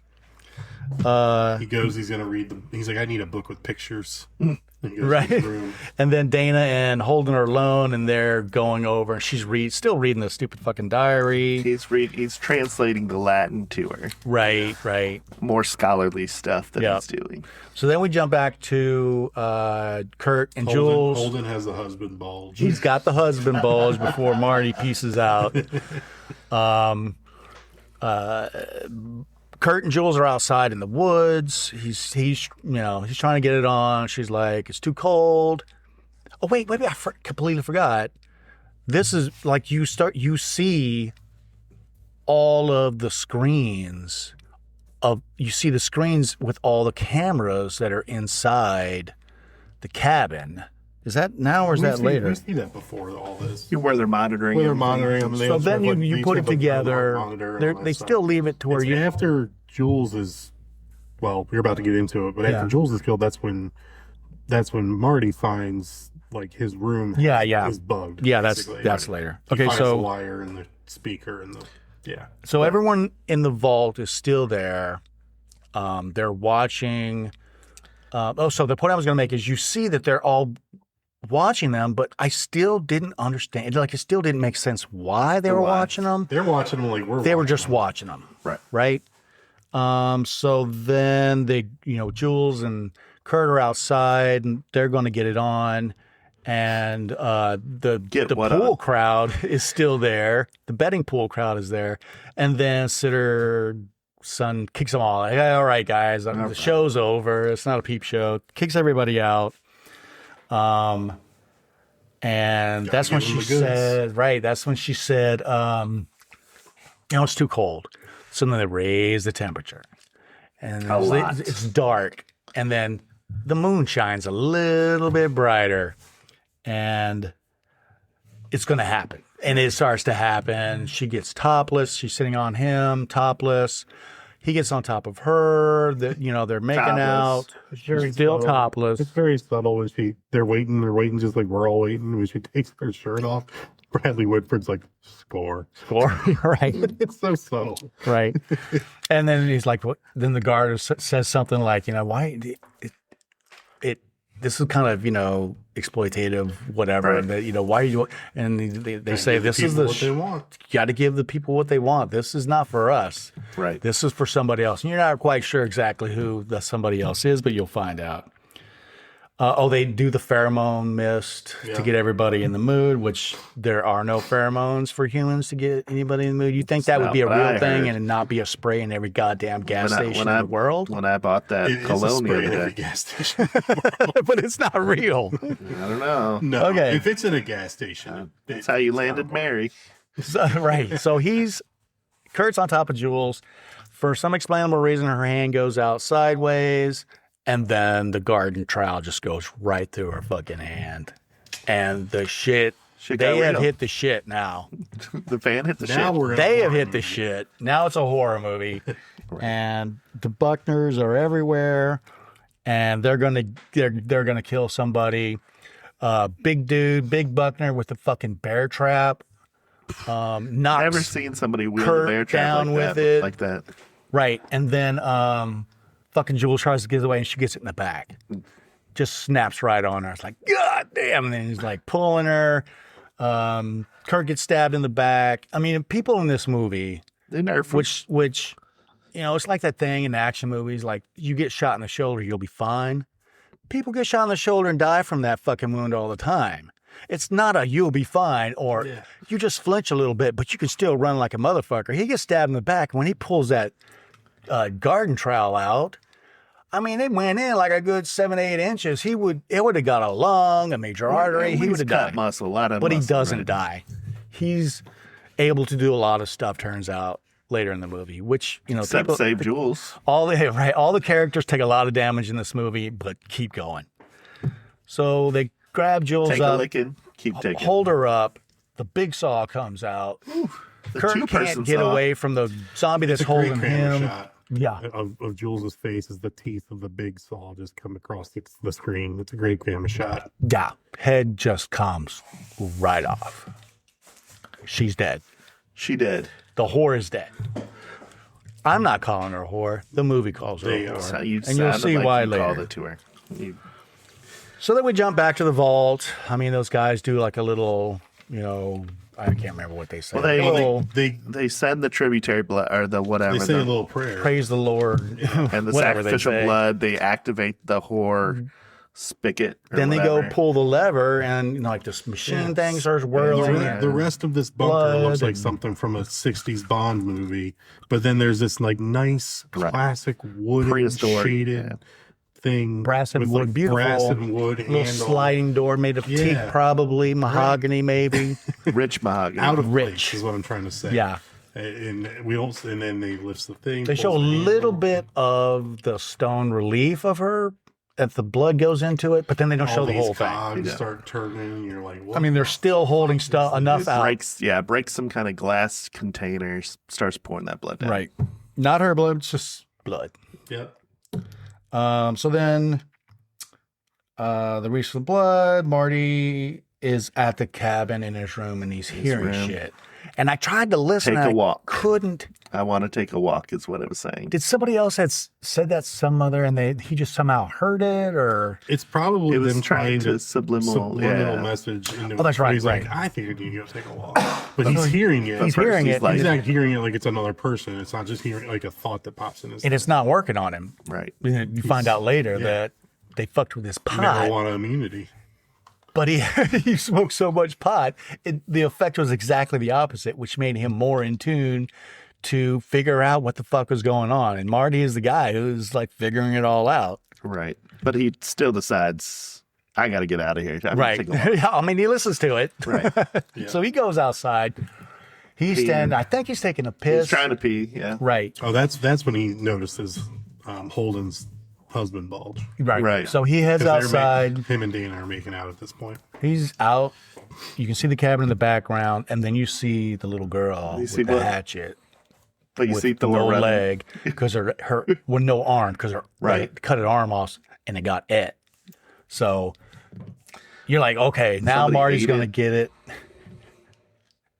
and she's close, getting closer slowly. He can't hear, and then boom, out of nowhere, Kurt is right there, and he's like, run. Shiver. Run. Right? He's like, run. Yeah. They see the girl, she gets knocked over, they go in the cabin. Bust back into the cabin. Shut the door, and they're looking out, and he's like, all hell's breaking loose, like, we're out in the woods, blah, Where's blah, blah. Jules? Where's Jules? Something got her. Something got her. She got. She's done for She's you. done. Stupid And, Dana. They're describing who it is, and Dana's like, it's Patience Buckner from the book. Well, yeah. Right. Yeah, they're describing the girl with one arm, but like Dana's like, I'm not leaving without Jules, and then She opens the door. Bear Trap Buckner standing there. And everyone freaks out. He tries to get in. He threw the head in. Tosses He the head. tosses the head Dana in. catches Jules's Her hair head. is not blonde anymore. It's blood. Kind of an auburn brown, maybe. Perhaps a Reddish, yeah. They get the door shut, and we gotta lock. Kirk's like, we gotta lock everything down, but most importantly, we have to stick together. Stay together. And then fucking Hedlund's like, God damn it! And then Sitterson's like, modern chemistry. They Watch pump the in back some door. gas and stupid gas. and Kirk's like, no, we'll cover more ground if we all split up. So of course they all And split. Marty's like, really? The voice of I the dare us audience, all to stick like, together. Fucking kidding me? I dare us all to stick together. And So they all go to their rooms. They get that's the point. That's what I cut it. That's the point that I started to realize how much how much they were affecting what goes on in the house. yeah. That the bunker, the compound, whatever.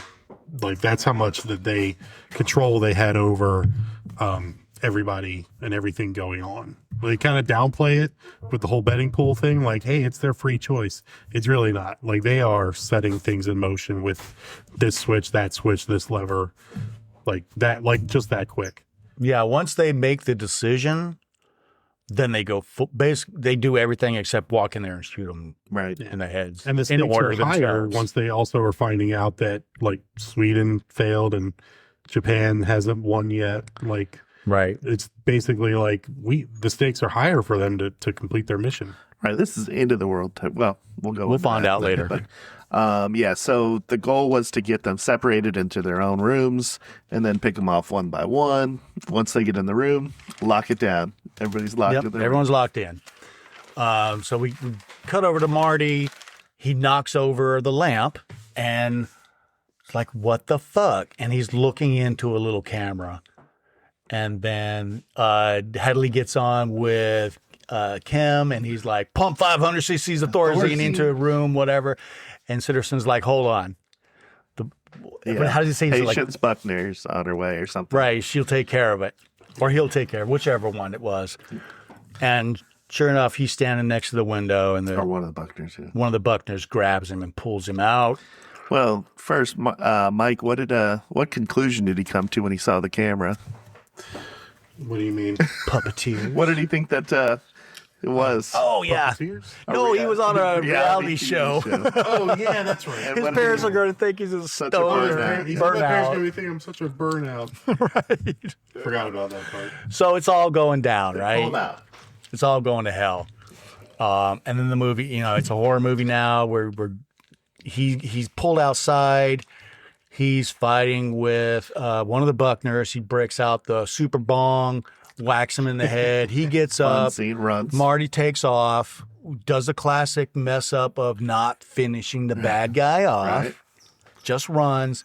And then another guy who takes a lot of damage and basically operates normally throughout the rest of the movie. He gets the, which I assume is the other half of the garden trowel, thrown into his back. And he's on the ground.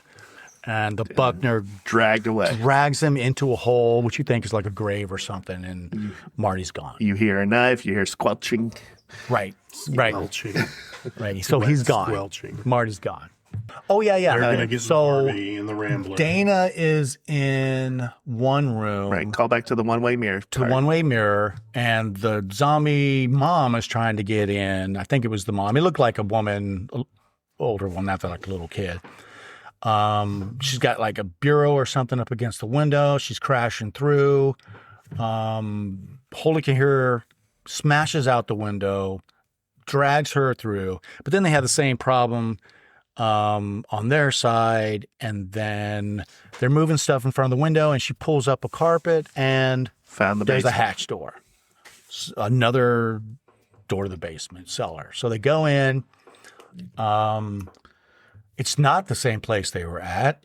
She talks about this is the torture room. This is where they killed him. This is where they killed him, and this is where the husband probably went where down. we're gonna die now, right? So Holden's like trying to calm her down and stuff. Then the fucking bear trap comes out again From above. from above. Bear trap Buckner grabs Holden with the bear trap, starts pulling him up. Jules goes into full hero mode, grabs Knife. Dana. Jules is out. Jules is, God rest her soul, dead. She got ahead of She herself. got stabs him in the eye, and you think, okay, like a zombie, injury to the brain, he's dead. No, he's not. Fuck that. He's not dead. He's a Buckner zombie. He's a redneck torture zombie. Mm-hmm. And then she, 1,000 more stabs. stabs the shit out of him a bunch of times in the chest, and he's motionless. And then they yell to Kurt. They're kind of yelling back and forth. Go to the basement. Go ahead. Little fun thing. I don't know if anybody else noticed it, but Richard Jenkins' character had, what's his name? Sitterson. Triggers something to shock her to drop that knife. Right. I don't know You if see anybody that. saw that, but it's like Yeah. the whole time they're like, "Oh, you're going to defend yourself with this? Nope, not for long. Let's shock that. You can't drop use it." weapons in this game. Right. So it makes her drop it. Yeah. Kurt busts through. They pile into the. They go up. RV. We're getting the fuck out of here. They get in the RV. They take off. Go back to the vault, and everything's going the way they think it's. And then Hadley notices on one of the videos that the tunnel has not been blown. They can get away, and fucking Should have been blown hours ago. Hours ago. Sitterson Starts runs, hauls ass, make a hole. Yep. A lot of people work there. A lot of people working, and there's only this one thing going on. It's like, what are they working on? Right. Are they the elves prepping for next Christmas? I mean, or? budgetary things. Well, you always got finances, always busy. Don't let anybody tell you different. So he runs in, he gets into, I can't remember the department. They're like, we never got the order. Yeah. They said something happened from upstairs. Electrical glitch from upstairs, but he at the time was too busy trying to fix that shit to figure out what that meant. He gets in Captain Kirk Star Trek mode where the captain knows how to fucking fix everything, which is not a real thing. And he starts pulling cards out of, some panel computer. Who fucking knows? It looked nice. It looked fancy. It looked real. And he's just like moving shit around. They're driving through. They're going to get out. And then he hits two wires that look like had been hit way too many times already. Like there was a lot of takes on this. I mean, they was burned out. That's what I used to do in the Air Force. I mean, like You used to blow things I up. would have cut that shit off and put in new leads. Right. Anyway, boom, blows a tunnel, cut back to the RV. The three people, Kurt, Holden, Dana are in there, hit the brakes. They're going to reverse it real quick before they get crushed. They get out. What the fuck are we going to do now is kind of the situation. Kurt. Do you have climbing gear? It's at my apartment or in my car or something. Right. If only we could jump it. Kurt the jock, the high IQ, high SAT, ACT scoring sociology major, can't handle his liquor. Girlfriend died while they were screwing. Wow, he's got his he's got his dirt bike on the back of the RV. He knows he's going to jump across this ravine. He's going to get help. He's going to save the day. There's a 5-foot differential that you're having to work with on the other side, but you can make it. He can make it. They mapped it out. I mean, there's a fucking smart guys here. They know they can eyeball it. Right. So, he's like... But you have to give it all you got. I always do. So he's ready. He backs, he drives it down a little bit, gets some speed up. And you're like, this is great. He's, these guys are going to make it. He fucking gets hawked into the invisible wall and dead on impact. What do you think? Right. He was doing maybe, we'll say he 50. was doing 50. Face 50 to first 0, into this yeah. impenetrable force field. Lights it all Electrical. It went down to I think he's still falling right now. He falls and you can just see him hitting and the lights come on. To the He's other falling. side. Like how deep is this fucking ravine? It's deep. This is deep. It was like the ancients. That's probably how they got that big guy in there. All right. So let's see. So they quickly turn around, get back in the thing. Go ahead. They get back in the RV.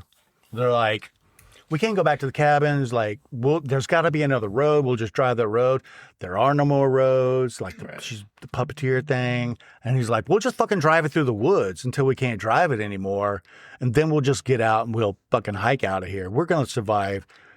Don't freak out on me. You're all I got left. Stick. We need to stick. And then the fucking third garden trowel comes through the throat. Miner's pickaxe. I don't know what it was. Was it a It was sharp and long. Right through Holden's throat, pokes out. Caused him to fly off the road. They're in the lake. Fills up with water. She's still in there. The zombie's still in there. Holden is dead. She gets a little puff of air, which is always in every movie. And when Holden dies, because she's the virgin, It's optional. Yeah. It's optional for her to die. So Right. in the They're done. in the command center, they're gonna be like, all right. Yeah, they're pulling Pour the levers. champagne, yeah. I forgot. When they pulled Marty's lever to show that he had been killed, there was an earthquake. Oh, big earthquake. And they're like, oh, Did not notice that on first watch. they were, whoever's Took a while. excited. Like, once you realize he's not really dead. And it turns out he wasn't excited because Right. she makes it out of the RV. Everybody in the vault's happy. They're partying. They're feeling bad for a little bit. Then the tequila is my lady. My lady is tequila. My lady. Another Bradley Whitford. It's a fun moment because he was having a sincere moment, and he got caught. He got caught being. I find myself rooting for her. She's so strong. She has so much heart, and just tequila, my lady. Right. So from darkness comes lightness. They have accomplished what they needed to accomplish. Japan had failed. Oh, at this Japan's point. fail is the funniest thing. And I think that was a shout out to The Ring. Right, The Ring, The Grudge, all of these spirit movies. The Japanese spirit movies, right. spirit movies. Oh my gosh, that one made me laugh so hard. It was all on America. America comes through again. Yeah, let's talk about the we've trapped her spirit in this happy frog moment, and they're cheering. Did anybody else laugh? I thought it was pretty fun. He looks at me. He's like, Definitely. "Fuck you, fuck you, fuck you." He's shouting "fuck you" to all the 9-year-olds. Yeah.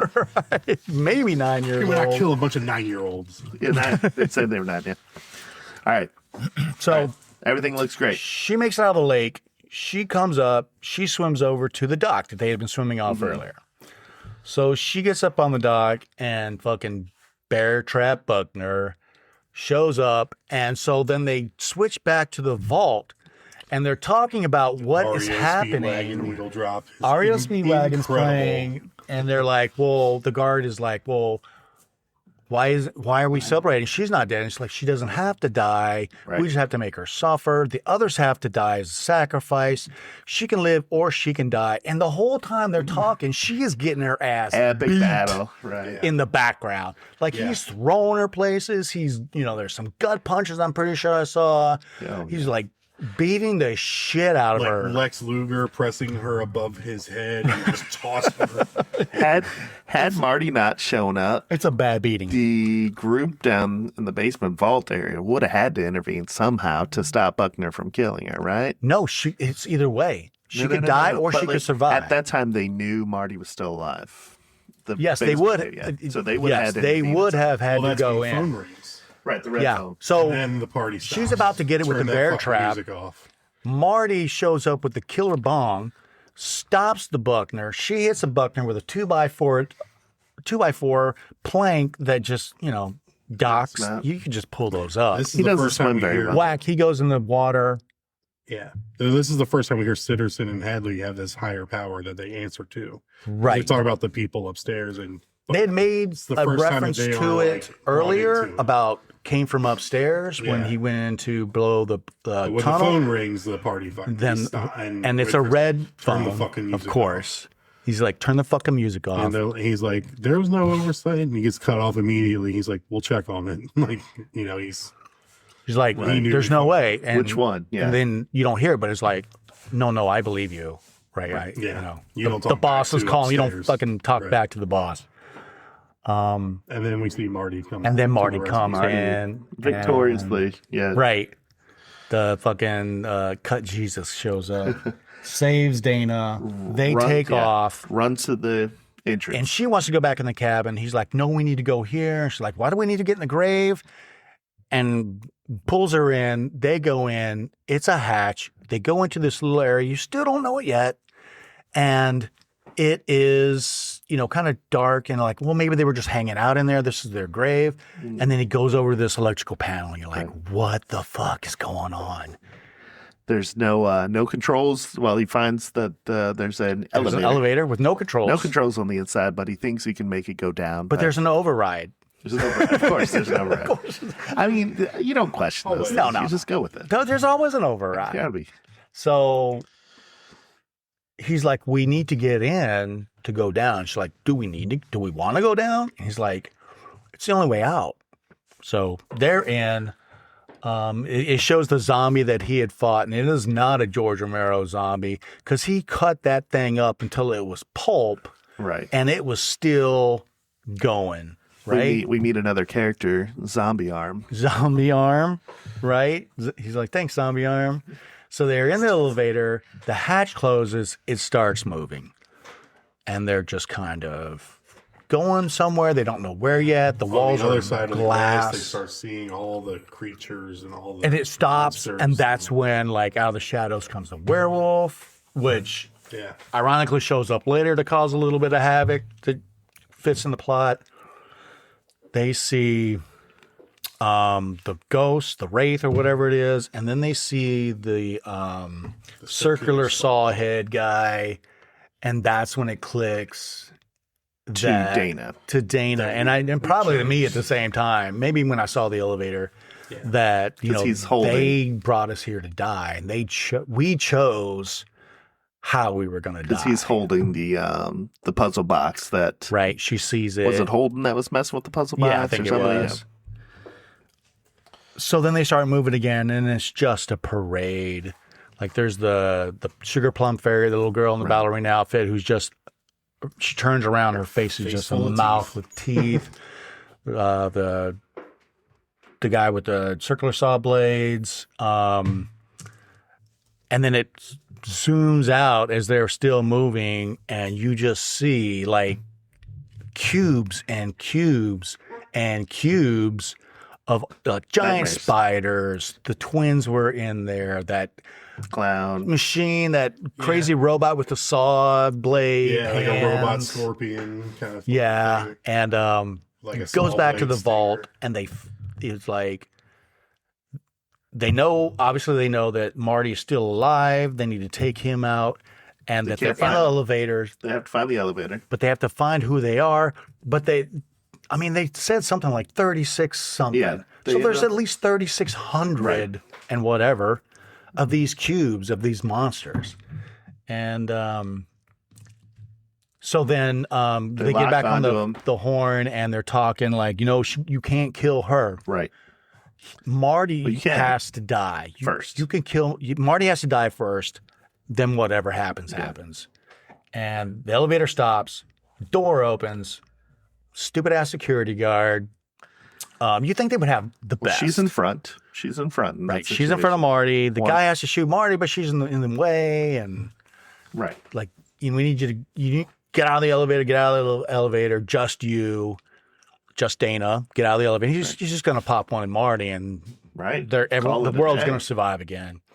But fucking Zombie Arm grabs the guard by the leg. He totally freaks out, starts shooting at this thing, and Marty and Dana jump him and smash his head. He falls down. They get out of the elevator, and Zombie Arm goes right for his face, and he's done for. Marty's like, good job, Zombie Hand. Good job, Zombie Hand. Then they tuck into that. I guess that security guard was in the, reception waiting area of that floor or whatever. So it was empty at that time. They go in there, barricade. And the director, instantly I knew who it was. Sigourney Weaver. She's a very recognizable voice. Royalty. Just starts talking to him. This is a mistake. That wasn't supposed to happen this way. But basically, you need to die so that everyone else can live. Let's just get this over with really quickly. And then guards start showing up. They run into this little control room with a bulletproof glass, and the guards just fucking open up on them. And then I'm going to point out the only flaw. I understand that it had to happen. I get it. Why would you have a purge button? Why would you have a purge all button? Right. You wouldn't. You would not. That would be like... not have a purge all button. Hey, man, why don't we have a purge all button? Like, A, you're high as fuck. I told you to stop messing around with heroin. B, you're fired. You are not an engineer on this super ultra classified project anymore. Purge all button. Get that fucker out of here. So, of course. The only thing, what if one of the creatures died somehow?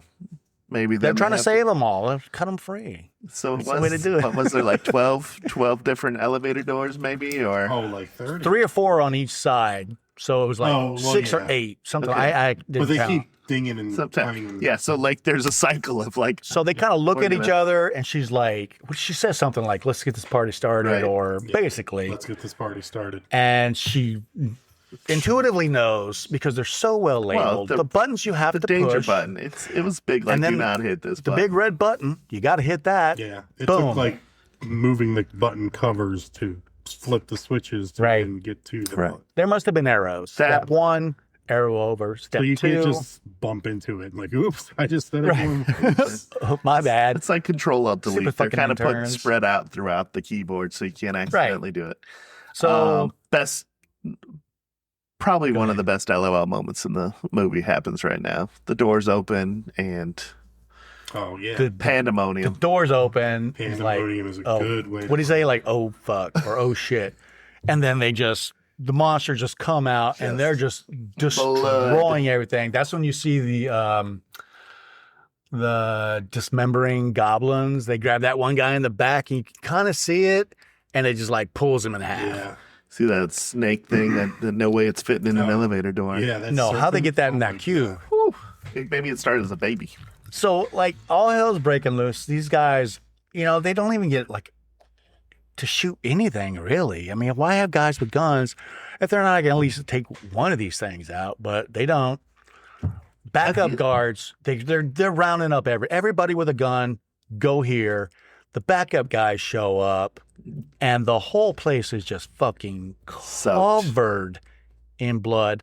Some body parts that include guts fall from the ceiling and splat. And then you hear ding. And then it just happens all over again.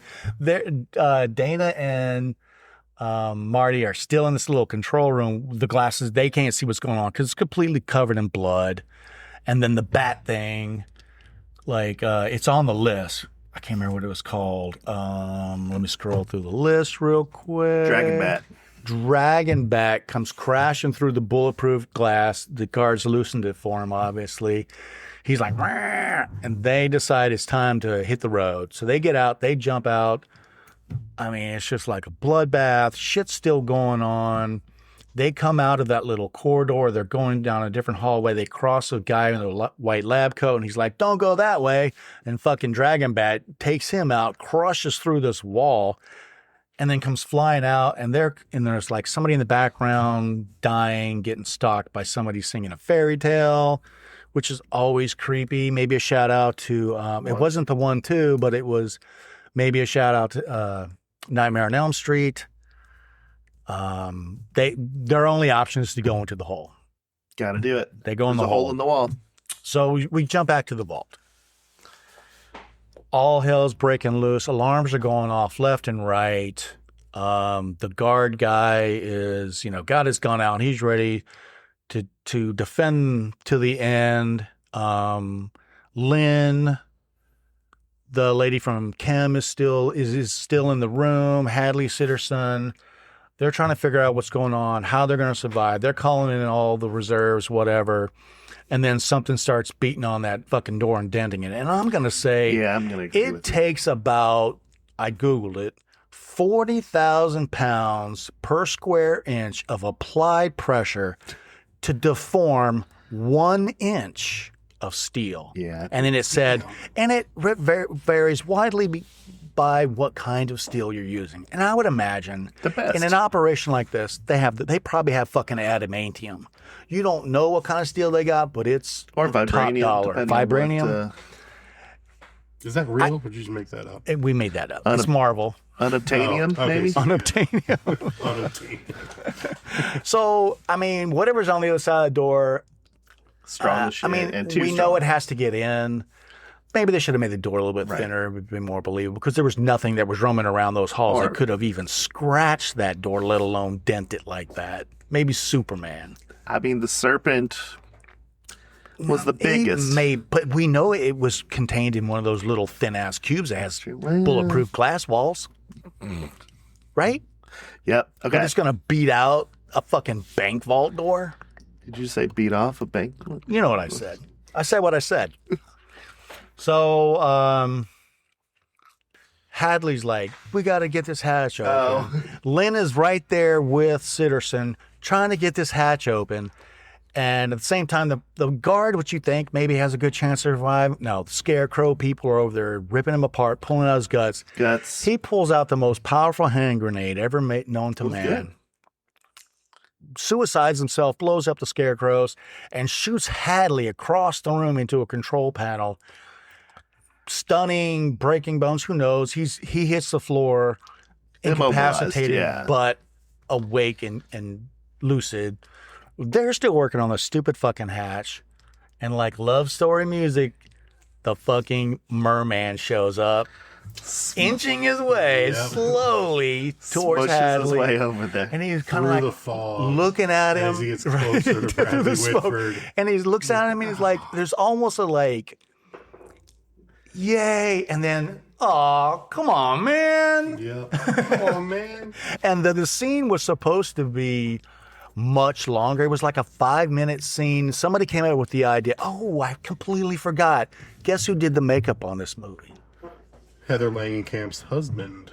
She did the makeup and he did some of the special effects. Nice. Nightmare on Elm Street girl. She's still in the biz. Yes. Doing shit like that. Doing her thing. But the original, the scene was, somebody came up with the idea. Originally, the thing was just supposed to clamp down on his face and eat him.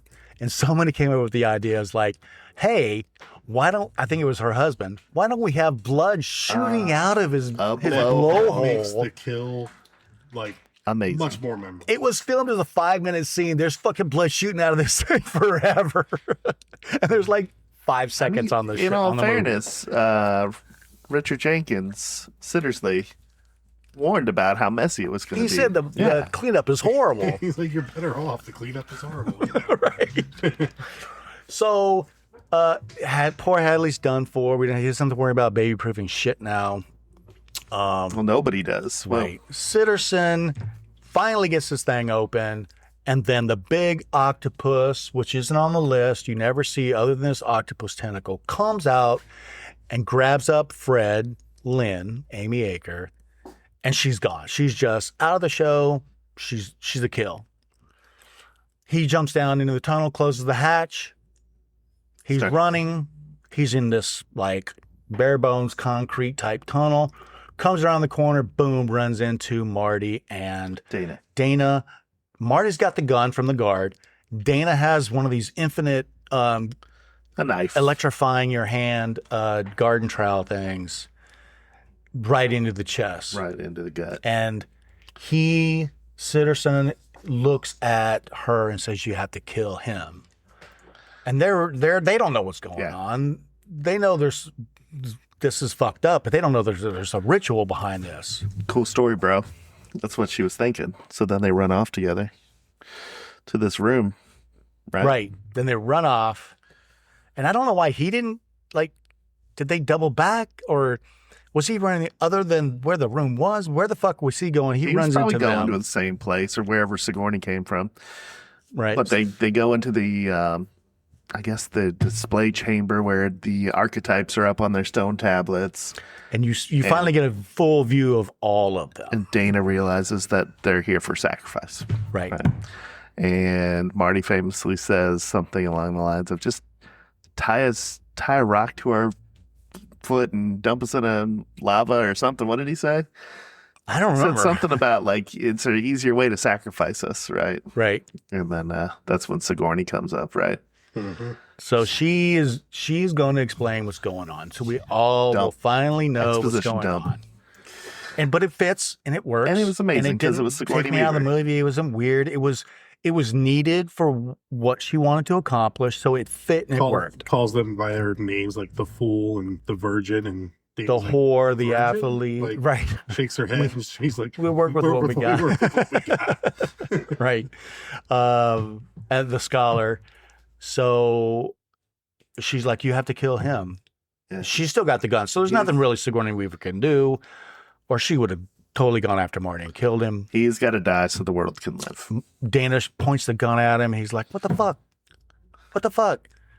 And she's like, I'm sorry. And he goes, I'm sorry too. And the fucking werewolf, the first creature they saw in the cubes, comes out, mouth Mauls her. grabs her by the neck, which she, it dawned on me watching it again. She's going to turn into a werewolf now, right? That's how it works. But, so she drops the gun.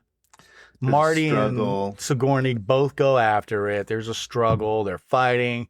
And then a little girl, one-armed girl with a hatchet shows up out of fucking nowhere. Where's everybody coming from? This is like a secure tunnel, maybe that hole in the wall that Marty and Dana went through. Sigourney, the director, gets it right in the back of the head with the hatchet. They both go over the edge, the little girl, because she's not letting her hatchet go. Sigourney, they go over, shit starts shaking around. Marty goes over, grabs Dana. They're kind of like sitting on the steps. A werewolf, they shoot at the werewolf guy. He runs off. Like a bitch-ass werewolf. Like a bitch-ass. Those aren't even silver bullets, bro. And they're just sitting there, like, bleeding out. Like, well, yeah, she even acknowledges that she's dying. Right. How you doing? But she's sitting up with pretty good posture. I mean, she wasn't, And there's a time limit on this, right? 8 minutes till sunrise, and when they the sun comes up and he's not dead, bad news bears. Yep. So then they just have a little talk about, I'm sorry. Sorry, I almost shot you. The werewolf bite you. I'm sorry for almost shooting you. Maybe it's time for a change. Like, what the fuck? Every human being dying on the planet is a change? Because that's pretty much the way they laid it out. The old ones, the gods who they keep placated through these rituals that they do annually, that only one of them has to, so you assume there's other gods, old ones, in the ground somewhere. Right. Sweden, Buenos Aires, Japan somewhere, Okinawa, Tokyo. They mentioned, Madrid. I think they mentioned Madrid was another, but they show a map and there's like a bunch of dots. So, hey, it's time for a change, blah, blah, blah. It'd be really cool to stick around to see it. Like, what the fuck are you talking about, man? They've been through a lot. They have been through a lot. I'm going to give them a little bit of a grace on this one. But it works. I mean, that's the movie is the movie. I feel like we don't get to decide how it ends. I didn't do any homework on this, but I'm wondering if there were other tested versions of like the ending, or if this was how they were going to end it. I didn't come across any other endings. Because the focus group, I'm pretty sure a focus group would be like, I don't want everybody to die. Of course, yeah. But I don't think they did. I don't think they filmed different endings, and I don't. Okay. I mean, these guys are good. They know that they're good. They don't really need a panel of people off the street to tell them their movie is good or needs to be changed. What, they light up one more joint? Light up another joint? Giant hand? Giant hand comes up through the ground. Giant hand. Directly through where they're sitting. The cabin. Through the cabin and smashes the cabin. Yeah. Yep. The end. What do you think? The end, I mean, they definitely said, hey, we're not going to be doing a sequel, right? Because you can't do a sequel if you end the world, right? Yeah, I mean, I guess you could do a prequel, but that's the end. No, I think it was a lot of fun. Like, that's the word that I keep describing it as to anybody I recommend it to. It's so much fun. It's a fun ride. It's if you're a fan of horror, you're going to like it even more because there's going to be so many references to what you're used to. Yeah. I mean, it's smart. It's funny. It's got everything. I mean, one of the things that we do on this pod is talk about what IMDb says is if you like this, you'll also like, and the movies that they put were Sinister, It Follows, It, and Orphan. So in other words, nothing else is like this movie. Right. Those movies are nothing like this movie. They're good movies, but those movies are not like, you don't watch It Follows and you're like, this is like Cabin in the Woods. Like, absolutely not. Maybe they just put like other good horror movies. Definitely. Right, exactly. So this is unique. It's in its own lane. It pays homage. It also does things differently. It's great. All around, just a great movie. Okay. So let's get into some categories. Let's start with which kill was best. There's a lot.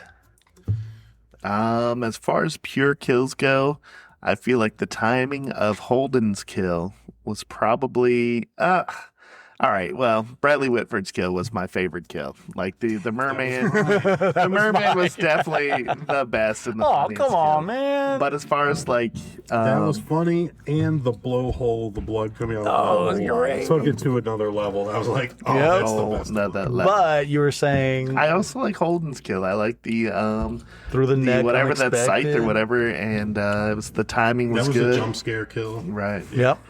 But yeah, it's gotta be Whitford. I can't believe I almost went down a different Yeah, path. Hadley, definitely. Yep. Could you escape this? Where did they go wrong? The only chance they had to escape this would have been to turn around at the gas station. But you're not. Right. You wouldn't. You wouldn't. You don't listen to crazy people. Crazy people are everywhere telling people shit that they don't listen to and they survive. I was not born a white female, nor am I a virgin white female, so no, I guess I'm not escaping this. Yeah. I mean, could the Virgin, if it was a group of 5 guys, could the Virgin have been the most respectful guy of the bunch? They do that in horror movies every once in a while, Yeah. then but they still die, nah, it doesn't. It never works as Okay. well Yeah. because of our social norms. We don't respect Like, male virgins. We respect who's female my- virgins. Who's my favorite guy in Friday the 13th? Oh man, the one it's from part 3 where The dude with the curly hair? yes, that's my guy. I'm drawing a blank on his name. But anyway, he's the fun-loving, probably virgin of the group. He's not with the other couples. He's on his own. He's like the Marty in this movie. He still gets Yeah. it, though. Here's the Marty. in You this need a movie. Marty, and Marty. and he eats it like halfway through. And, Yeah. and that's where Jason gets his hockey mask. Yep, the iconic hockey mask. But yeah, the characters, the whole movie, but the characters are the cliche. I hate where you use the word cliche because it has a negative connotation. Also, The typical. I mean, they're no, it's supposed to be cliche, right? It's well, they're right, without the a word's right, yeah. negative con. Yeah, I mean, it's good. So, we already covered the actors, what they're up to now. I mean, everyone's kind of working. No one's got Chris Hemsworth kind of clout. Body count. Body count was, I couldn't keep up. When shit started going down, I did not have the time to slow frame. 7 billion. Okay, so yes, there's 2 numbers. Right, all of them. Actually, Everyone. The number was 6.78 billion. Okay. If you don't count everyone else on Earth who dies on screen without them. Okay. Without the And I hands? found 2 numbers with 2 videos, very convincing, showing. I mean, so you got the 5 in the group. You got 5. Yep. You got Yeah. Hadley and Sitterson. Yep. And maybe 3 or 4 other people working in the command center that eat it. The intern and How big was that room of people Truman. celebrating near the betting pool? yeah, and all them. I mean, and then the security well, guards.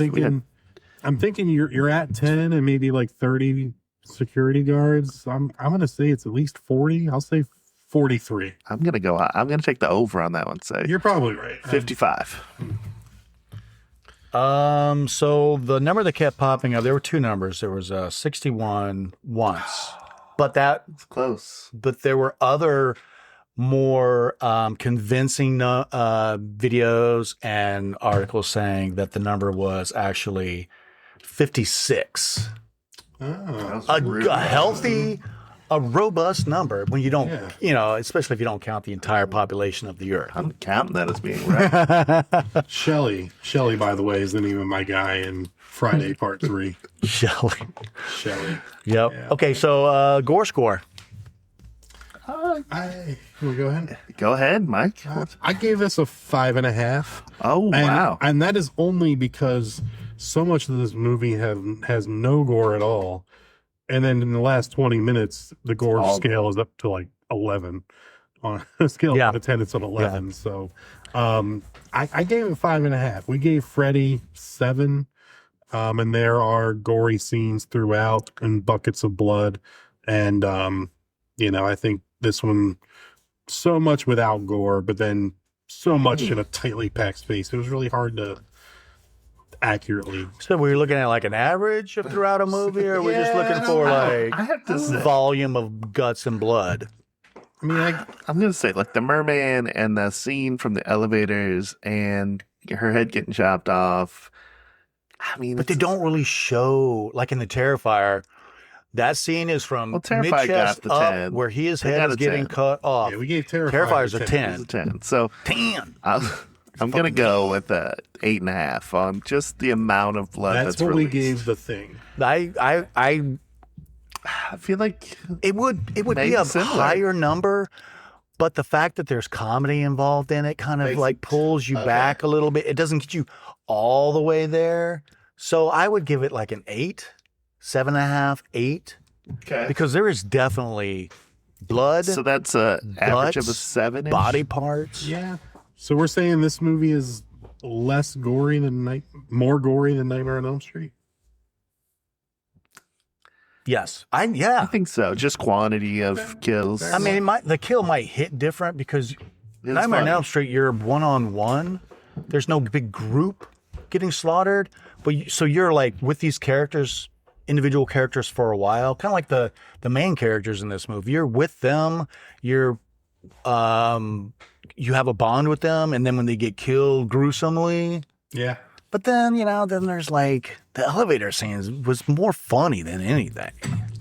There's a knife through the hand. There's a sickle through the neck. There's The neck, there's the bear traps through the the second bags. best kill was when Hemsworth, for me, Smashed. That was smashes pretty into that. funny. That was like out of it's, nowhere. not funny, but funny. Yeah. But not gory, though. Yeah, Right. not gory. All right. So maybe I'll knock mine down a little bit because the humor part of it. I'm dropping it down to an 8 from an 8. What do we to got? an 8. 7? Was that where we I landed? think we 7.5? settled on 7. 7? Okay. 6.75. I'm good with Sorry that. for bringing that number down, guys. That's all right. Thanks, Mike. Mr. 5. 5.5. Yeah. Okay. So, Hall of Fame killer? Was there a Hall of Fame? This is kind of like Dawn of the Dead. There's just so much. I feel like they give their own homage, their own references to Hall of Fame killers in it. So I'm gonna they say, do. I'm gonna say no. I mean, Satan, right? Yeah, the old The old gods. one? The old one. It's one of one. Yeah. Right. He only killed a couple people, though. I mean, until he kills Wouldn't it be funny all if of like, Earth. he had like a normal sized body, and that was just his arm? Like, His he name was just Kevin. Dragged, just dragged around a Clifford. 100-foot arm. His name is Clifford. Right. So no killer Hall of Fame. Hero Hall of Fame? I don't really see anyone. Maybe Marty saved the day. Marty for a is minute, more of a but hero than Okay. Dana, but not Hall of Fame. I agree. Not Hall of Fame, no. Of course, we got the stupid Final Girl category. What about the props? No, we're getting rid of. We're just doing heroes. Okay, but this heroes is villains. they This is definitely wrote this as a Final Girl movie. Yeah. Right. Yeah. Okay, 3 props. the bong. Bong thermos. Bong is is in it. The bear trap. one. The bear trap. I put. The wolf head. The wolf. Hey, dog. Hey, Mando. The wolf Mando head was is walking cool, but if I saw it, I would think Cabin in the Woods. Would you buy a small version of that painting that was on the? No. on the- Nope. Nope. I take that Would you wolf buy a head. big version of that painting? Yes. I mean, tapestry or And something. it would hang over the toilet in my bathroom. I put the diary as another prop. Yeah. The whiteboard. Oh, that's Whiteboard's a good one, yes. right? I mean, yeah. this movie has it all. Literally has everything, including Unfortunately, a bunch of good props. being 90 minutes, I didn't have time to really be like, okay, this puzzle box was made in hell by an expert puzzle maker or whatever like that. But some of those props were cool too, though. Some Yeah. of the devices, the conch shell, and Yeah. I mean, there's a lot of stuff in this movie. Like, you really do have to watch it. okay. But a if few you saw the times to see whiteboard, it. you'd be like, that's yeah. Cabin in the Woods. If I saw the the bong, the you bong, would know what that for sure. Bong thermos. Yeah. The bear trap, maybe not so much. Even if it was on like a chain, but still, I would pick that one. Those would be my 3. Hey, kicking it over to my son, who's been a staple to these events recently. He watched this with me last night. He's watched, how many times have you seen Cabin in the Woods? Watching it with you, it'll be like the third time. Third time. So you are a fan. Yeah, it was way better than Dawn of the Dead. So. Why you always got to compare everything to Dawn of the Dead? Great movie. I need a low point and like, this is the high so point. are you saying this is the highest one we've done so far? Okay. What did you like about it? What resonated with you? I liked how it kind of gave an explanation to like horror movies in general, like the broad topic of it. Where it's like, it was kind of heady, right? It was kinda... where they don't like really have a free choice in the matter. Any have you recommended to any friends? Yeah, I recommended it to a couple friends. I don't know if they watched it because they don't listen to me that much, but like I've recommended it a couple times. Does this fall in a top 10 list for you? I think it's on my Mount Rushmore. Oh, wow. It's good. It's good. I really like this movie. Okay. Favorite kill? The girl's head getting chopped off. Oh, okay. Cool. Jules' kill? Yeah. Let's remind everybody he's 15, so there was build up to that scene that he was not opposed to. Right. I think his quote on the last episode was, "I like boobies." I mean, who doesn't? Yeah, he said that. So whenever those come to play, he's down for it.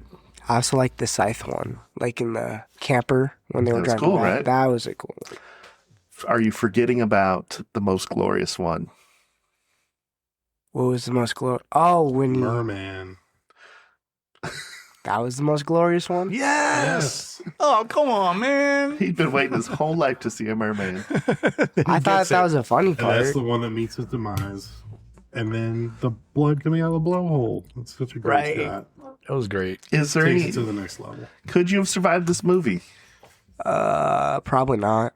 Yeah, I mean, it's... Nope. I think You Marty had should male have. parts. So. You wish Marty... Oh, No, Marty should not have survived. Give me a minute on your thoughts on Marty. I don't think he had enough time when he was dragged down. One of the Buckners was already down there, so he shouldn't have had enough time to grab it out of his back and then cut him in pieces. That's not how it works. Especially if he's So you're on the record saying you wish Marty died a lot sooner. Not saying that. I liked how he survived. He was really funny, but I think it should have ended differently. I don't think funniest scene, funniest quote. Put you on the spot, didn't I? Yeah, you did. Sorry for letting you Gotta come in ready, man. Well, I wasn't ready for the comedy section. Well, this is the first one that I think that we've done that has been deliberately funny and scary at the same time, right? Yeah. Yeah. Your human Terrifier is hilarious. Terrifier. Is it though? When he writes Did his you name, see how big he was grinning and laughing when he was? No. Did you see his penmanship with the shit on the wall? When your basic human needs disgust me, when they're all viewing that part. When that was everybody's a funny being part. like the audience at the time, hoping for her to take her shirt off. Yeah. Score. Right. That was funny. Cool. Well, what do you recommend if you like this movie? What would you like? What other movies would you recommend that are like this movie? The Hunt was kind of cool. That was kind of Agreed. Yeah, that should have been more in line with the if you like this, you would. Yeah. Like the Hunt. Yeah. Okay. I think There's cool. other. Or Ready or Not Yeah. would have You're been. next. That could be one. Yeah, Those are definitely good, not good. It Follows or It or Orphan. Those are good movies. All great movies. Yeah, I don't know why the IMDb. put those in Orphan. that I'm gonna section. say Orphan wasn't a great movie. It had a big twist Right. at the Right. end. It wasn't This a one. great movie, but it was a sad movie. It said It Follows is what you would like about it. IMDb Talk about put Orphan. It Follows, Sinister, It Follows, It, and Orphan as if you like Cabin in the Woods, you'll like those four. Now you're thinking of the same movie with Orphan, right? Not Orphanage.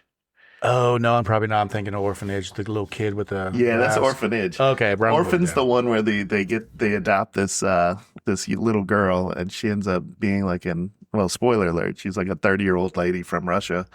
Oh yeah, I've seen that too. Yeah. Not great. They but did a sequel. They did. They did. So, well, Okay. thanks. So that was Atticus telling us that he hated this movie and he has horrible taste. That's Right, exactly no what cap. I said. Put it in his Mount Rushmore. He doesn't. What else is in your Mount Rushmore? Scream, Yeah. What else? Talked about Insidious, that. Insidious. and We talked about it in the last episode. One more. I think we definitely talked about Scream. Definitely had Scream in there. Dawn of the Scream, Dead, right? This one. Hilarious. Probably Evil Dead. Evil Dead. Huh? Which one? Army of Darkness. It's a solid one. Cool. And that was from Atticus. Yep. Thanks, buddy. Thanks. Appreciate you. All right. Final thoughts. We're at that part of the episode where we're going to wrap everything up. What are your final thoughts on this movie, Justin? This is one of my favorite ones to recommend to people that aren't like, they don't identify as like hardcore horror people, because there's a lot of fun to it as well. And like if you're the type that likes, oh, all these horror movies are the same, they all follow the same script, this tells you why, right? It's a fun little, hey, well, we'll use that too. We'll use your skepticism of why the characters are acting that way, and we'll explain it. Right. I mean, they used the formula, and the formula works. And this is the proof positive that you can make a formula movie and still have it a little interesting, a little original, and all fun. Mike? Yeah, agree. It's original, even though it calls back to so many other things. I've said it enough. I mean, the witty dialogue, the smart, intelligent writing part of it, just attractive people in it, enough blood and guts to make it exciting for the people who really want their blood and guts in horror movies. So one of the other quotes that we didn't talk about was when the cellar door opens and Kurt goes, "The wind must have blew it open." And Marty goes, "That makes what kind of sense?" That is a direct Evil Dead reference too. And then also we talked about when he calls the wolf a moose, and they're like, "What moose?" And they're like, "Whatever that mysterious beast is." And they're like, "That's clearly a wolf." Do not read the Latin. Just Marty is just so good up. Yeah, he's got the best lines. And then the Ario Speedwagon needle drop is perfect in this movie. Where it comes in at, and it comes in because it's part of the song is playing at their after party, so to speak, in the command center, while this vile shit is happening to Dana still, because her life is inconsequential at this moment until the phone rings. But I hate it so much in other like action movies from like 2015 on, your Kingsmans, your Deadpools, where they're like, we're gonna play I don't know, like Talking Heads, or we're gonna play Cameo or Blondie, like to this slow motion, or Madonna, to this slow motion CGI filled gunfight. It's gonna be hilarious because this song really wouldn't fit in here otherwise, but because we're making this grand movie, we have access to the song, like it's gonna be great. It's really you don't fucking like that, dumb. huh? No, it's dumb. It's overplayed. It's overused. It is overplayed. It was good the first few times it happened in movies, but I agree. It's too much now. Yeah. What about in Face Off, where the kid's got the headphones on and like there's all this violence and gunfight behind, but it's listening to like somewhere over the right listening to the headphones. That works. It's not a choice of the director to like, we're going to set this music to this scene, or to the editor or the producer or whatever. Like, it's like, that's a choice. In this, like, they're playing this song because it's an after party song that they're playing in the command center. It's not we're going to play this song while Dana gets the shit beat out of her. Okay. This is so it fits here. And I feel like they probably saw this and we're like, we're going to apply it to our other movie, but we're just going to make it like the song that goes along with this scene. I fucking hate it when they do it in those other movies. It's so overused and overplayed by now that every time there was something I saw when we were on our cruise last year, and you have very limited, not that we were spending too much time watching TV, but there's like an hour or two of downtime in the afternoon where we're like, got to recharge our batteries before nighttime activities. And then, I just turn the TV on and they're playing the same like 4 movies the whole time you're on a cruise ship. And I can't even remember what movie it was. It probably like the latest Kingsman movie. And it was like the same thing. There was like a gunfight scene CGI to death. It's like with some 80s pop song. I'm just like, God, this is so fucking lame.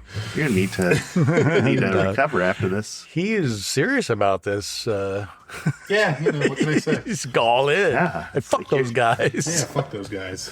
It's lame and stupid. Come on with something else. Jeez, right. the hairs So, on your neck are final standing out. thoughts. Mike blows out the final thoughts this episode. James Cameron ain't doing that shit. What's next? Who's next? Who's our next host? I think it's me. I think it is. Me. And I'm going to be honest, I didn't come in with a movie to do. So, What the fuck? it's going to be kind of off the cuff here, and I'm stalling for time. But we're going to do The Descent. The Descent. Interesting. I love a good. I'm gonna have to watch this one because I've not seen the Descent. Oh, okay. Oh my god. We could veto it if you wanted to. No, but I no, think- I've seen it. Where it's that's It's not one your that- choice. It's one Your that I choice. recommend. It's a creature feature type of movie. So Yeah. I'm always down with a good creature feature. the ladies representing this movie. Oh, it's girl power too. girl power. There will be some controversy on the end. I think. Yes. I know how some people agree. feel about the ending. Does the ending have a CGI slow motion There is. fight with It's with, set to like a prayer. 80s It's a music? Wonderful World by Louis Armstrong playing. Yeah, exactly. All right, that was The Cabin in the Woods. Thank you for Charlie for a great pick. Justin's pick next week is The Descent. For Charlie and Justin, I'm Mike.